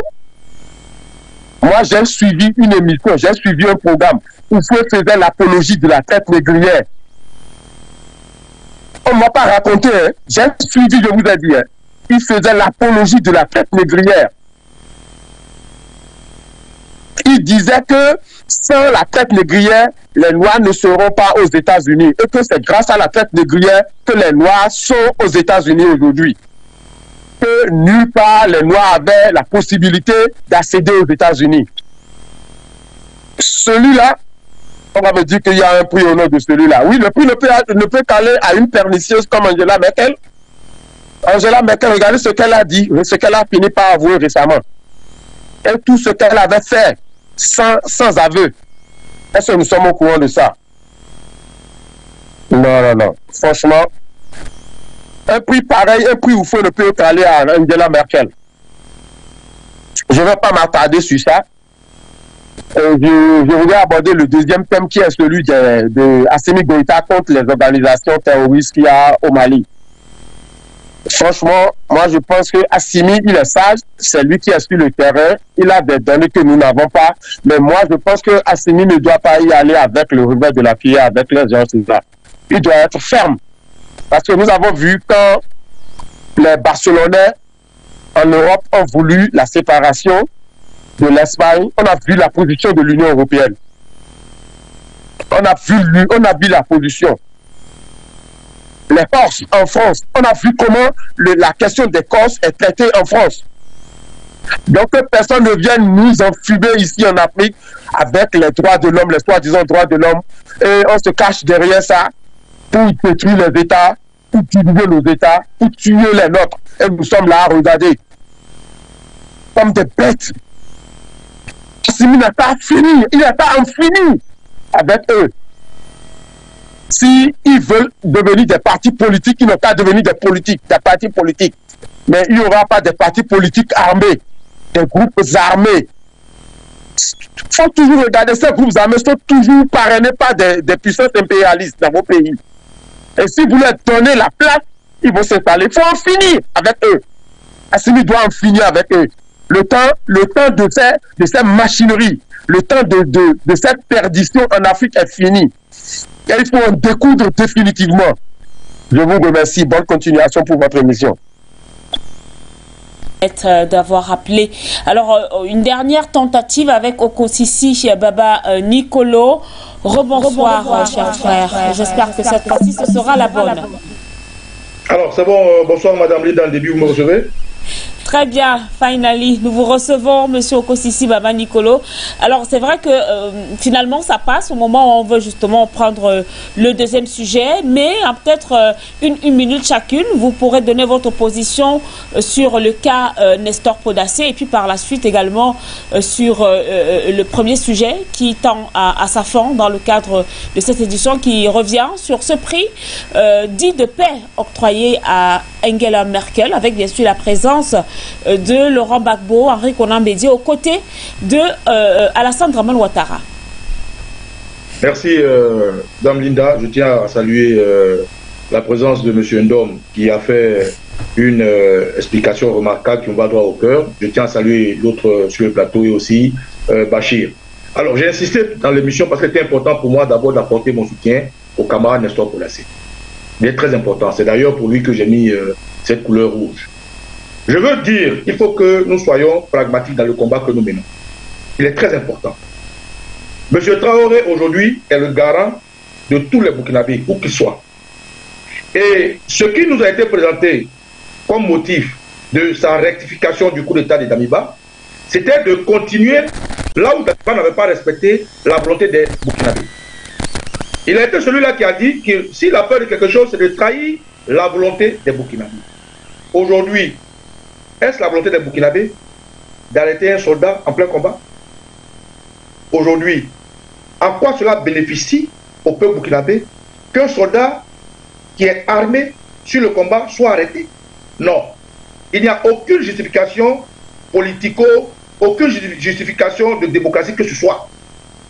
Monsieur Nestor Podacé, est-ce qu'il a été convoqué par le peuple burkinabé? Sinon, il doit être libéré. Monsieur Traoré est soldat. Aujourd'hui, il parle des VDP, qui est allé recenser des jeunes burkinabés valides pour ce combat, parce qu'il manque des hommes pour tenir les armes. Aujourd'hui, il parle de diversifier les partenariats pour avoir un équipement adéquat face aux terroristes. La raison d'État aujourd'hui est au-dessus d'un individu qui est de plus un combattant pour qu'on l'arrête et qu'on justifie. Non. M. Traoré ferait mieux de rester focus comme il a dit. Il ferait mieux de rester dans les pas qu'il nous a déjà présentés. Il ferait mieux de comprendre que sur un terrain de bataille, tout soldat est important. Et Nestor Podacé n'est pas l'un des moindres. Il n'y a aucune explication, aucune explication qui peut justifier l'arrestation de Nestor Podacé. D'autant plus que jusqu'à présent, officiellement, le procureur au Burkina Faso n'a jamais sorti un communiqué mettant en avant celui qui a porté la plainte contre Nestor Podacé. Pourquoi? Les Burkinabés ont besoin de savoir. Qui porte plainte contre Nestor Podacé? De quoi est-ce qu'il est accusé? Tant que ces deux questions ne sont pas mises en public, on ne peut pas être en même temps en train de parler d'une fédération entre pays frères. On ne peut pas être en même temps en train de lancer une offensive de rassemblement du peuple burkinabé et faire tomber des combattants comme les Podacé. Non. Monsieur Ndom l'a dit. Au Mali, un activiste malien avait été interpellé par le gouvernement, par la justice malienne. Pourquoi? Parce que ce cyberactiviste malien avait eu une convocation d'une tierce personne malienne. Et ça a été mis au grand jour. Il a été naturellement, il est passé dans les arcanes de la justice et ils l'ont libéré. Pourquoi? Parce que le gouvernement malien a présenté au vu et au sud du monde entier le player. Donc, il faut que Nestor Podacé soit lâché. Si M. Traoré sait qu'il est dans les pas de la population burkinabé, si M. Traoré dit que la chose dont il a peur, c'est de trahir les Burkinabés, est-ce que c'est les Burkinabés qui l'ont demandé d'arrêter Nestor Podacé? Donc, si ce n'est pas le cas, il n'y a aucune justification juridique, aucune justification politique, aucune justification sociale qui peut faire tomber un soldat avec les armes au moment où on a besoin de soldats burkinabés. Ça n'a pas de sens. Voilà pourquoi j'apporte tout mon soutien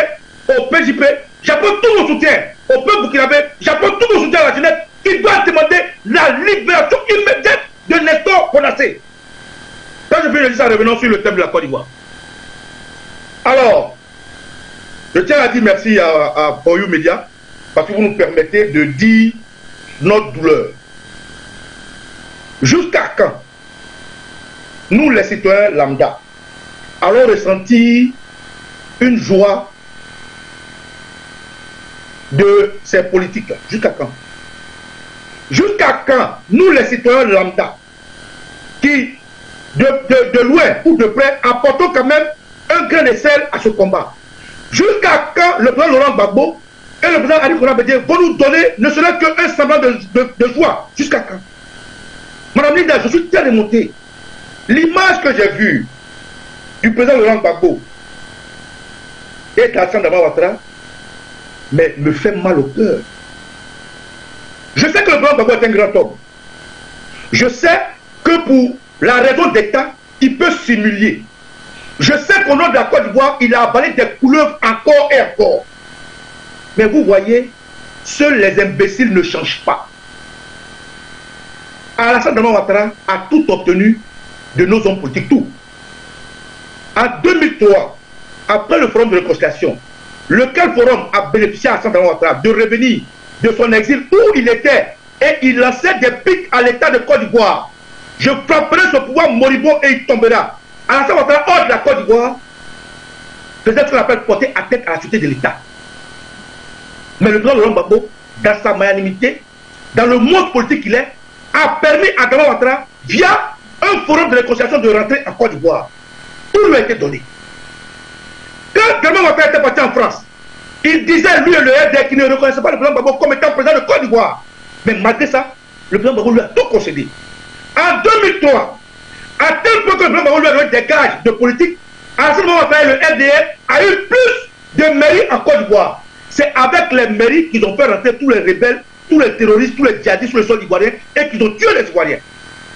En 2004, pour Alassane Dramane Ouattara, grâce à Charles Blé Goudé, les Ivoiriens ont eu à faire front à devant l'hôtel d'Ivoire des chars et des chars où des Ivoiriens ont eu la tête décapitée à cause d'Alassane Ouattara. Jusqu'en 2011, combien de fois le président Gbagbo a tout concédé à Ouattara? Aujourd'hui, il revient de prison. Encore le même Ouattara, il s'est déplacé, il allait voir Alassane Dramane Ouattara. Il lui a demandé une chose, la libération des prisonniers politiques. Jusqu'à présent, les deux sont encore en prison. Le président Laurent Gbagbo et le président Ali Kourou Bédié ont fait une réunion avec Alassane Dramane Ouattara où ils ont demandé la libération de tous les prisonniers politiques. Jusqu'à présent, on n'a pas eu gain de cause. À l'indépendance, Alassane Ouattara a invité le président Gbagbo et le président Bédié, ils ne sont pas partis. Pourquoi aujourd'hui ils se retrouvent encore pour une histoire de prix? Prix de quoi? Angela Merkel, quelle était sa position lors de la crise de Côte d'Ivoire? Angela Merkel, quelle était sa position lorsque le monde entier s'est ligué contre le président Laurent Gbagbo?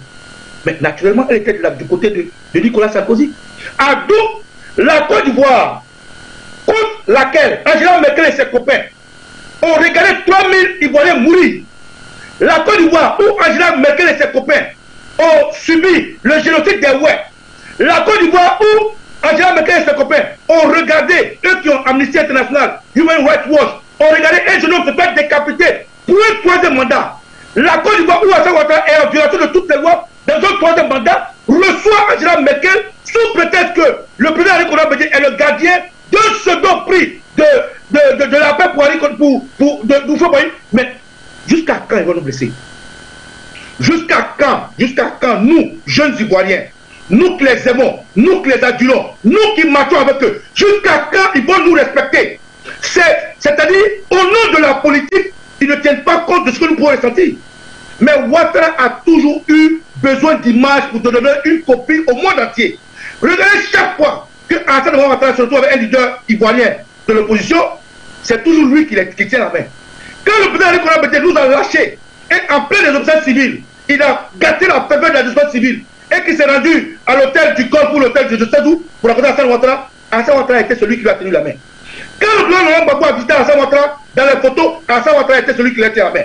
Aujourd'hui, à cause de les photos, Alassane Ouattara est celui-là qui tient la main à la tutelle du président Laurent Gbagbo. Donc, dans tous les cas, Ouattara a toujours tout gagné. Mais quand il va donner quelque chose, ils lui ont tout donné. Quand est-ce que Alassane Ouattara va donner quelque chose? Alors, si on demande la liberté de tous les prisonniers politiques, et que le président Gbagbo n'a pas gagné le compte, qu'est-ce qu'il a à s'enquiquiner avec Alassane Dramane Ouattara? Bon, s'il ne va pas à la cérémonie, qu'est-ce que ça fait? Ça fait quoi? Oui, c'est pour des raisons d'État. Oui, c'est des raisons politiques. Oui, c'est pour être là en tant que fils de Côte d'Ivoire, c'est vrai. Mais il faut que le président Gbagbo, au nom de quelle vision, il ne tient pas compte de nous. Je dénonce cette manière de nous blesser. Je ne suis pas d'accord avec ces images blessantes. Moi, j'ai vu le président Laurent Gbagbo en singlet, à l'hôtel du Golfe, traîné partout. J'ai vu la première dame Simone Gbagbo avoir les cheveux arrachés. J'ai vu Michel Gbagbo saigner. Nous avons vu, comment ça s'appelle, Taglo, la bouche entrouverte. Nous avons vu des citoyens mourir, décapités, d'autres à l'exil. Qu'est-ce que jusqu'à quand? Qu'est-ce que Ouattara va nous donner un jour? Il ne nous donne jamais rien. Mais c'est nous qui nous donnons tout. Nous nous donnons tout encore et encore et encore. Pourquoi? Pourquoi? Je ne suis pas d'accord qu'aujourd'hui les leaders que nous aimons puissent prendre des photos en train de sourire de façon agarre devant tout le monde. Qu'est-ce qu'ils nous donnent? Je ne suis pas d'accord avec ça aujourd'hui. Je ne suis pas d'accord avec ça demain. C'est de la même manière hier. Ils se sont rendus avec Alima Bictoro. Ils ont choisi que Alima Bictoro et le Burkinabé soient président national sur la paix. Pourquoi? Jusqu'à quand nos hommes politiques vont respecter nos douleurs? J'ai mal. Je suis blessé. Je suis abasourdi. Je suis éclairé. Ce n'est pas acceptable. N'empêche que je dis toujours que le président Laurent Gbagbo et le président Nicolas Bédié doivent tout faire pour notre pays. Quel que soit le prix. Mais qu'ils respectent les symboles. Et ces genres de photos, moi, me blesse. Merci de m'avoir donné la parole. Yako, Baba Nicolo, Yako à tout le peuple ivoirien, autant maîtrise que vous de cette image dont vous parliez tout à l'heure. Je crois qu'on va prendre le tout dernier appelant. Dernier appelant, je crois que c'est Antoine, depuis les États-Unis d'Amérique. Antoine, bonsoir, vous avez la parole. Oui, bonsoir Monsieur Bachir, bonsoir à tous les panélistes, bonsoir à vous les dames qui êtes là, bonsoir aux techniciens, merci pour tout, bonsoir au monde entier.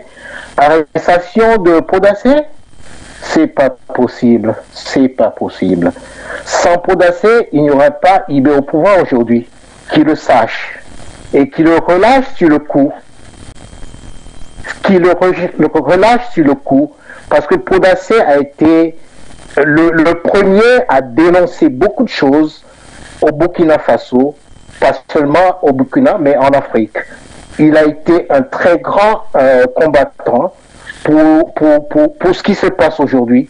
Donc il faut qu'il se relaxe, il faut qu'on l'enlève de prison, qu'on le remette à sa famille.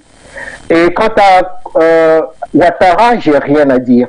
Je crois que son temps est arrivé, bientôt il va partir. Il est trop vieux et puis c'est tout ce que j'aimerais dire. Que Dieu vous protège, bonne continuation à vous. Et si c'est la pression de la France elle aussi elle est finie. Et nous, on vous regarde. On est des milliers, des millions à vous regarder autour du monde. Merci pour tout et je vous aime bien. Merci. À très bientôt. Au revoir. Merci, à très bientôt Antoine. C'était le dernier appelant de la soirée. Messieurs, faisons un tour du côté du Mali pour comprendre quand même ce qui se passe. C'est vrai que certains de nos téléspectateurs avaient déjà abordé la question. Docteur Ngoudjou, le Mali aujourd'hui, on vit quand même une situation assez extraordinaire. Au moment où Sergei Lavrov, le ministre russe des Affaires étrangères, foule le sol malien, on apprend que de l'autre côté, à Kidal précisément, la coordination des mouvements de la Zawad s'est réunie pour une sorte de coalition, en désignant d'ailleurs, en nommant des nouveaux généraux. Alors, on a un peu épilogué au niveau de la rédaction, qu'est-ce qui peut bien se passer, et puis on a dit, bon, allons vers les stratèges. Alors, on vous donne la parole, qu'est-ce qui se passe au Mali?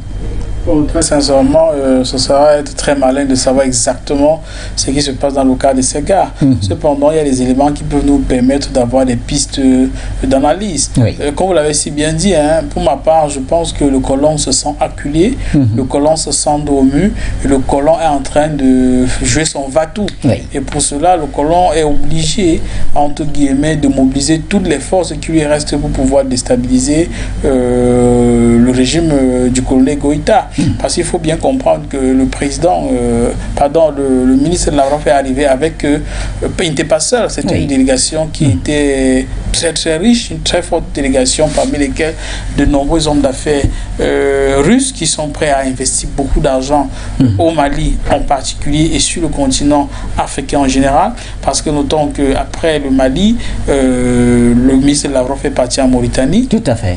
Il est encore parti ailleurs parce qu'en fait il est en train d'apporter, et tout cela rentre dans une grande stratégie, parce qu'en fait le président, le ministre, je suis le président, c'est pas pourquoi, le ministre Lavrov en réalité est dans la phase opérationnelle, dans les grandes stratégies tracées par le colonel Vladimir Poutine, parce qu'après la guerre il y a eu des grandes orientations stratégiques. Ça veut dire qu'avec l'Europe on oublie, on fait un grand déploiement diplomatique vers l'Eurasie, vers l'Amérique latine et vers le continent africain. C'est même une des raisons pour lesquelles le pouvoir actuellement à Moscou est en train de réfléchir. Comment on fait même un certain nombre d'ambassades? Vous avez remarqué, il y a une diminution de part et d'autre des personnels diplomatiques, et il y a une volonté de pouvoir déployer cela sur le continent africain. Et au-delà, il faut bien noter que la coopération, je vais dire, le plus apportée par la Fédération de Russie est beaucoup plus importante. Le Mali est un pays de l'Interland qui fait face à un très grand nombre de difficultés, par exemple au niveau du carburant. Mais quand les autorités maliennes sont parties à Moscou, il y a eu la promesse qui a été réalisée, qu'il y a des milliers de tonnes de carburant qui ont été livrées au Mali dans un contexte comme celui-ci où il y a une difficulté d'approvisionnement en produits pétroliers de par le monde entier. Notons en passant que la Fédération de Russie est la première puissance productrice du diesel de par le monde entier. Or, la plupart des moteurs, que ce soit les véhicules militaires, que ce soit tout ce qu'on comprend comme les gros engins pour les grands travaux. Exact, les gros moteurs généralement utilisent le diesel.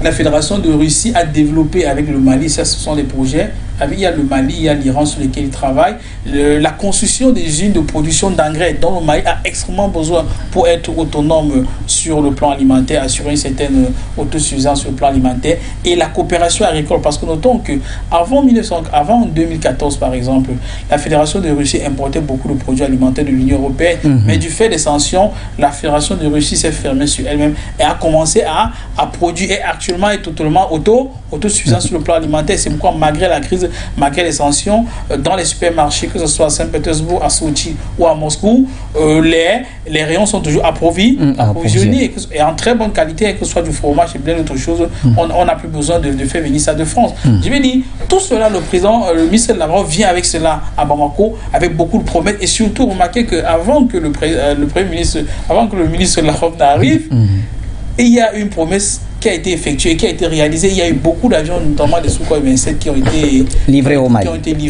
Oui. Beaucoup de matériel militaire d'observation. Et je pense que quand on est dans un contexte comme celui-ci, on ne peut que voir que de l'autre côté, le colon va tout mettre en œuvre pour pouvoir torpiller cela. Et cela, c'était prévisible. C'est pourquoi, sur d'autres plateaux, j'en avais parlé. Pourquoi est-ce que les éléments de Balkans qui étaient au nord Mali ne sont pas allés très loin? Ils ont juste traversé la frontière, que justement, où il y a pratiquement l'Azawad, parce qu'en fait, ils traversent la frontière au nord-est, au nord-est pour aller au Niger. Et justement, la zone du nord-est est contrôlée par ces mouvements armés de l'Azawad. Donc pour moi, je pense que oui, ils sont armés par le colon pour pouvoir déstabiliser le Mali, mais actuellement, le Mali est plus que prêt. Le Mali est en train de faire des très très grands bonds. Maintenant, c'est de voir, parce qu'il faut bien comprendre que l'État malien a été extrêmement affaibli quand il y avait une coopération unilatérale avec le colon. Mais aujourd'hui, où il y a une diversification et il y a une certaine unité du peuple malien avec les autorités, nous pensons que le pouvoir Bamako peut faire face à la situation. Il faut bien aussi comprendre qu'en réalité, ces trois mouvements de l'Azawad, ce sont que des mouvements, ce sont que des leaders de mouvements.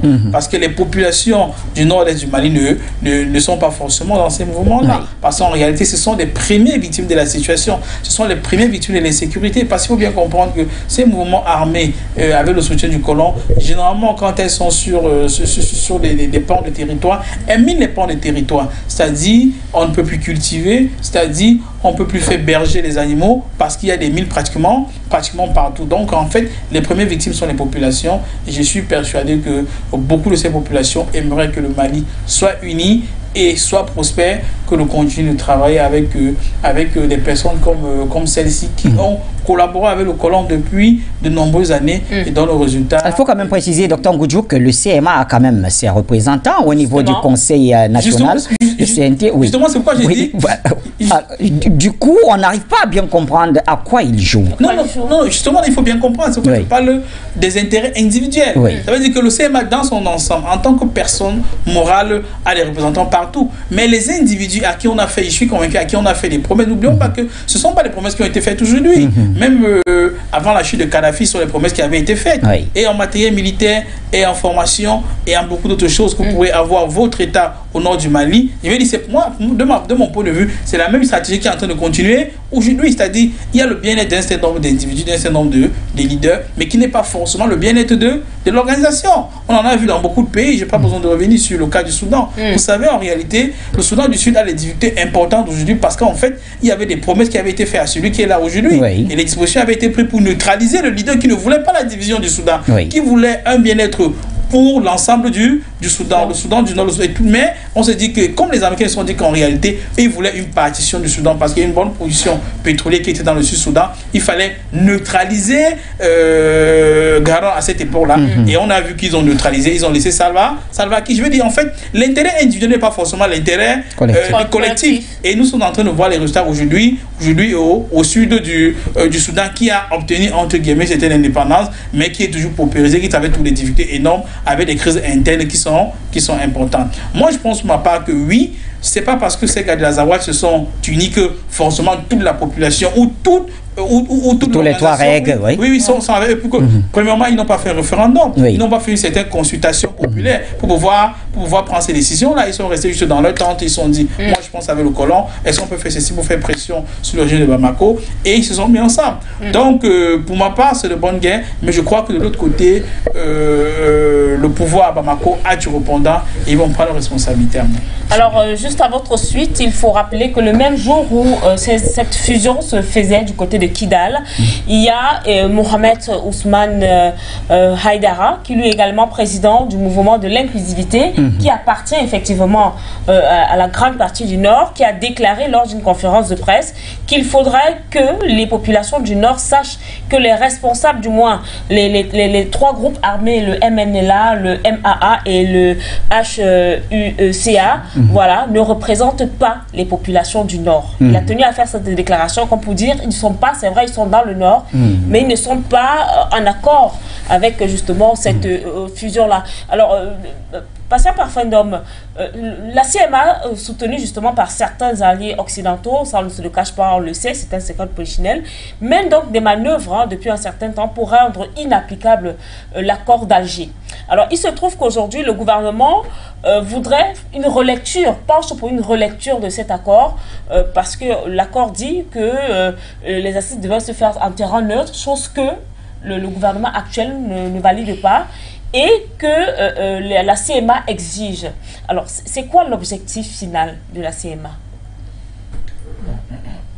La CMA, cette coordination des mouvements l'Azawad, et je vous rappelle déjà que le MNLA, n'est-ce pas, qui a été le premier mouvement de l'Azawad qui est déclencheur de la crise. On l'a découvert sur le plateau de France 24 en 2012. Tout le monde, un individu est sorti de là comme porte-parole de mouvement et a décrété l'indépendance de l'Azawad. Je vous rappelle quand même qu'avec la présence des militaires français, on a créé une ligne de fracture et on a empêché à l'État malien et à l'armée malienne de se déployer dans la zone de Kidal. On a fait de la zone de Kidal une espèce d'abcès de fixation aujourd'hui pour empêcher justement à l'État central de Bamako de poursuivre pour le bonheur des Maliens et des Africains en général la reconquête de sa souveraineté dans cette partie. On veut tordre le bras à Bamako pour l'empêcher d'appliquer le plan, n'est-ce pas, qui est voulu par le peuple malien, à savoir redonner l'indépendance, la fierté à ce peuple-là. À partir de ce moment-là, moi je ne suis pas étonné avec ce qui s'est passé. Cette honte s'est réchauffée. On a seulement remis au goût du jour un ancien projet de partition de Mali pour que ce nord de Mali, avec pour point focal Kidal, soit en réalité le point par lequel la France, parce que tous les mouvements des Azawad et des individus que vous voyez là, ce sont des agents français, la France va aura donc un pied à terre pour continuer à semer les désordres dans la bande sahélo-sahélienne. Mais il y a mieux encore. Mieux encore. Il ne s'agit pas seulement de la coopération, n'est-ce pas, militaire entre le Mali et la Russie qui gêne. Il y a aussi ce projet qui commence à prendre corps de la fédération entre trois États. C'est-à-dire la Guinée-Conakry, le Mali et le Burkina Faso. C'était un véritable cauchemar pour Paris. C'était un véritable cauchemar pour Paris. Parce qu'avec cette fédération-là, et on ne peut que être heureux, n'est-ce pas, de constater enfin que nos pleurs, nos cris ne tombent pas dans les oreilles des sourds. Quand nous avons ces espèces de clignotants qui commencent à s'allumer, mais au vert. Ça veut dire qu'en réalité, les gens ont pris conscience du fait que notre continent ne peut pas continuer à se comporter comme ces espèces de bantoustans sans tenir compte des enjeux sur le plan géopolitique mondial. Il faut absolument que nous allions vers l'unité politique de notre continent. Et dans un premier temps, puisque c'est un peu compliqué, même unité sous-régionale. Cette première banderole, si elle est posée, ça va être quelque chose de très très très important pour notre continent. Et pour les peuples de cette sous-région. Alors, on parlait tout à l'heure, par exemple, de la fourniture en produits pétroliers au Mali, qui est enclavé. Mais avec cette fédération-là, nous avons dans le port de Conakry. Tout à fait. Il suffit seulement d'étoffer les capacités du port de Conakry pour en faire un espace économique viable. Et c'est à ce moment donc qu'on va ressusciter, n'est-ce pas, ces rebelles, parce que ces terroristes, appelons-les ainsi, pour créer cette espèce d'état d'Azawad sorti de nulle part avec cette coordination de ces groupes Touareg. Heureusement, heureusement que de véritables et authentiques responsables de Touareg, qui eux, ils sont au niveau du Parlement et du gouvernement central de Bamako, nous disent que, attention, ce n'est pas une affaire qui concerne le peuple Touareg. C'est quelques individus manipulés, quand j'appelle les hommes riches de l'Occident, qui tentent de créer la diversion, surtout en s'accrochant sur ces dispositions de l'accord d'Alger de 2015. Mais l'accord d'Alger de 2015 peut être évidemment retoqué. Aujourd'hui, le Mali est dans une disposition de négociation et de dialogue avec toutes les franges et les composantes de sa population. D'où vient-il donc que ce mouvement de l'Azawad puisse nous expliquer que il n'est pas possible de continuer à négocier avec le gouvernement malien en étant au Mali, et que la seule raison, la seule possibilité d'une négociation, c'est d'aller en terrain neutre. Ou alors on va à Paris, on va à Londres, on va à Washington. Vous comprenez le fond du problème. Donc c'est une réaction de Paris. Cette décision est une réaction de Paris à la volonté affichée du Mali de se libérer complètement de la tutelle française. Il ne faut pas voir ça autrement que par cela. Et il revient maintenant au peuple malien. C'est pour ça que j'en appelle vraiment une fois de plus à la libération de Nestor Poudassé. C'est le moment plus que jamais d'être unis. C'est le moment plus que jamais de ne pas permettre des espèces de diversion, parce que cette affaire de Nestor Poudassé, une fois de plus, c'est une diversion inutile. Ces juges-là, ces procureurs qui sont auto-saisis de ce dossier, doivent libérer rapidement Nestor Poudassé. Nestor Poudassé n'a tué personne. Il n'a tué personne. Il n'est pas passé à l'acte. Dans un coup de colère, il a dit ce qu'il devait, à sa place, j'aurais dû faire la même chose. Donc on a libéré Nestor Poudassé, et le gouvernement du président Ibrahim Traoré ne doit pas se laisser distraire et emporter par des situations comme celle de Nestor Poudassé, parce que justement, elle va conduire à commencer à avoir une espèce de manque de confiance de l'ensemble des panafricains à travers le monde vis-à-vis de ce gouvernement du capitaine Ibrahim Traoré que nous soutenons. Nous nous disons, ne vous laissez pas distraire ni embarquer dans des faux feux, des contre-feux qu'on veut allumer pour ne pas avoir une espèce d'union sacrée autour de la cause de Burkina Faso qui intéresse au premier point l'ensemble des peuples africains aujourd'hui.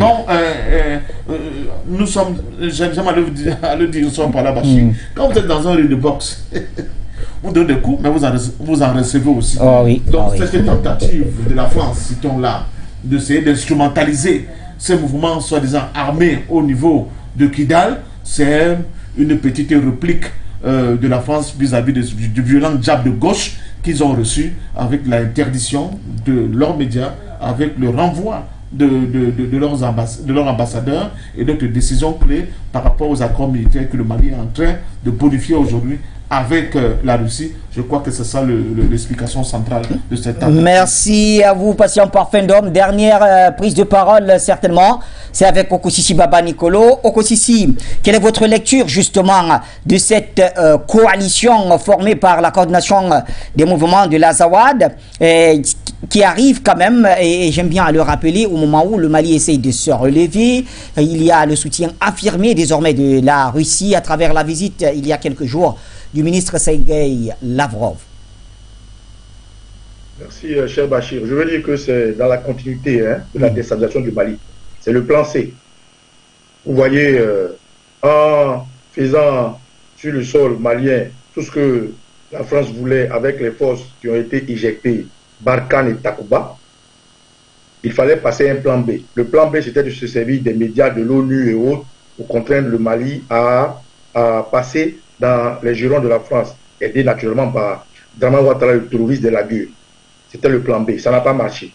Alors le plan C, la puissance du Mali aujourd'hui et l'affirmation sans embâche de la Russie aux côtés du Mali et des autres partenaires maliens, qui d'ailleurs a contaminé le Burkina Faso, est arrivé comme un boulet dans cette histoire géopolitique qui fatigue la France. Et chaque jour que Dieu fait, à des médias sur des plateaux, ils critiquent les critiquables et ils disent ce qui n'est pas à dire. Au moment où le Mali demande qu'un plateau pour pouvoir mettre en exergue les preuves de la déstabilisation de leur pays par la France, de l'implication de la France qui entraîne des terroristes, aujourd'hui, on nous sort une histoire d'un groupe de coalition d'Azawad. C'est le plan C. Vous n'avez pas même dit le plan C, le plan D, le plan E. Bref, aujourd'hui, le Mali a presque fini le boulot de sa territorialité. Ce n'est plus un secret pour personne. Que Assimi Goïta, au-delà des frontières du Mali, a non seulement rappelé les forces africaines vives qui accompagnent le panafricanisme. Aujourd'hui, Assimi Goïta a fait de sa terre l'auberge de tous les panafricains et il motive beaucoup de jeunes, comme les médias, comme Foyou Média et tous ceux qui sont sur le plateau, et aussi beaucoup de jeunes au-delà de ce plateau. Aujourd'hui, au niveau de l'international, au niveau de l'ONU, le Mali a une place de discussion. Tout récemment, vous avez vu le Mali lors de la réunion trimestrielle où ils ont été obligés de sortir une carte d'une dame, Madame Diko Mariam Cheikh, qui est venue raconter ce que vous voyez. Ce que vous voyez là, c'est la suite logique de ce qu'ils avaient préparé à la réunion trimestrielle. Donc, c'est le plan C. Mais ce plan-là, il va échouer. Parce qu'aujourd'hui, le Mali a eu un bon accoudoir. Le Mali est en train de parler aujourd'hui de fédération. Le Mali est aujourd'hui en train de voir son sol être visité par tous les grands panafricains.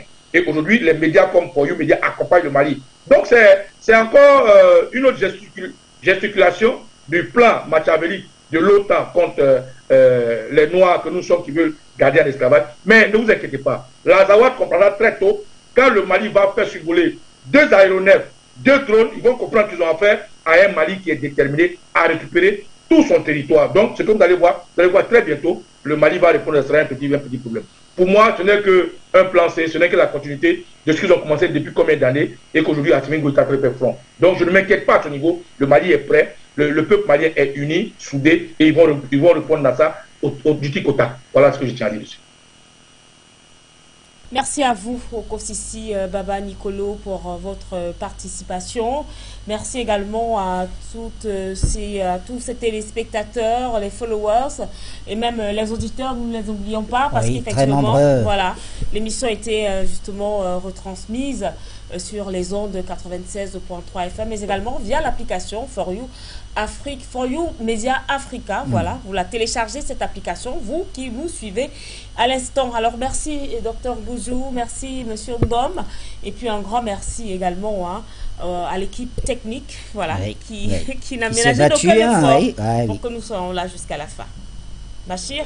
Et bien sûr, bonne suite des programmes sur les antennes de Foyou Média. On en profite pour souhaiter une très bonne fête de la jeunesse aux Camerounais. Il faut bien le dire, le 11 février, c'est la fête de la jeunesse du côté du Cameroun. Eh bien, on se retrouve très bientôt sur les mêmes antennes, certainement pour d'autres émissions.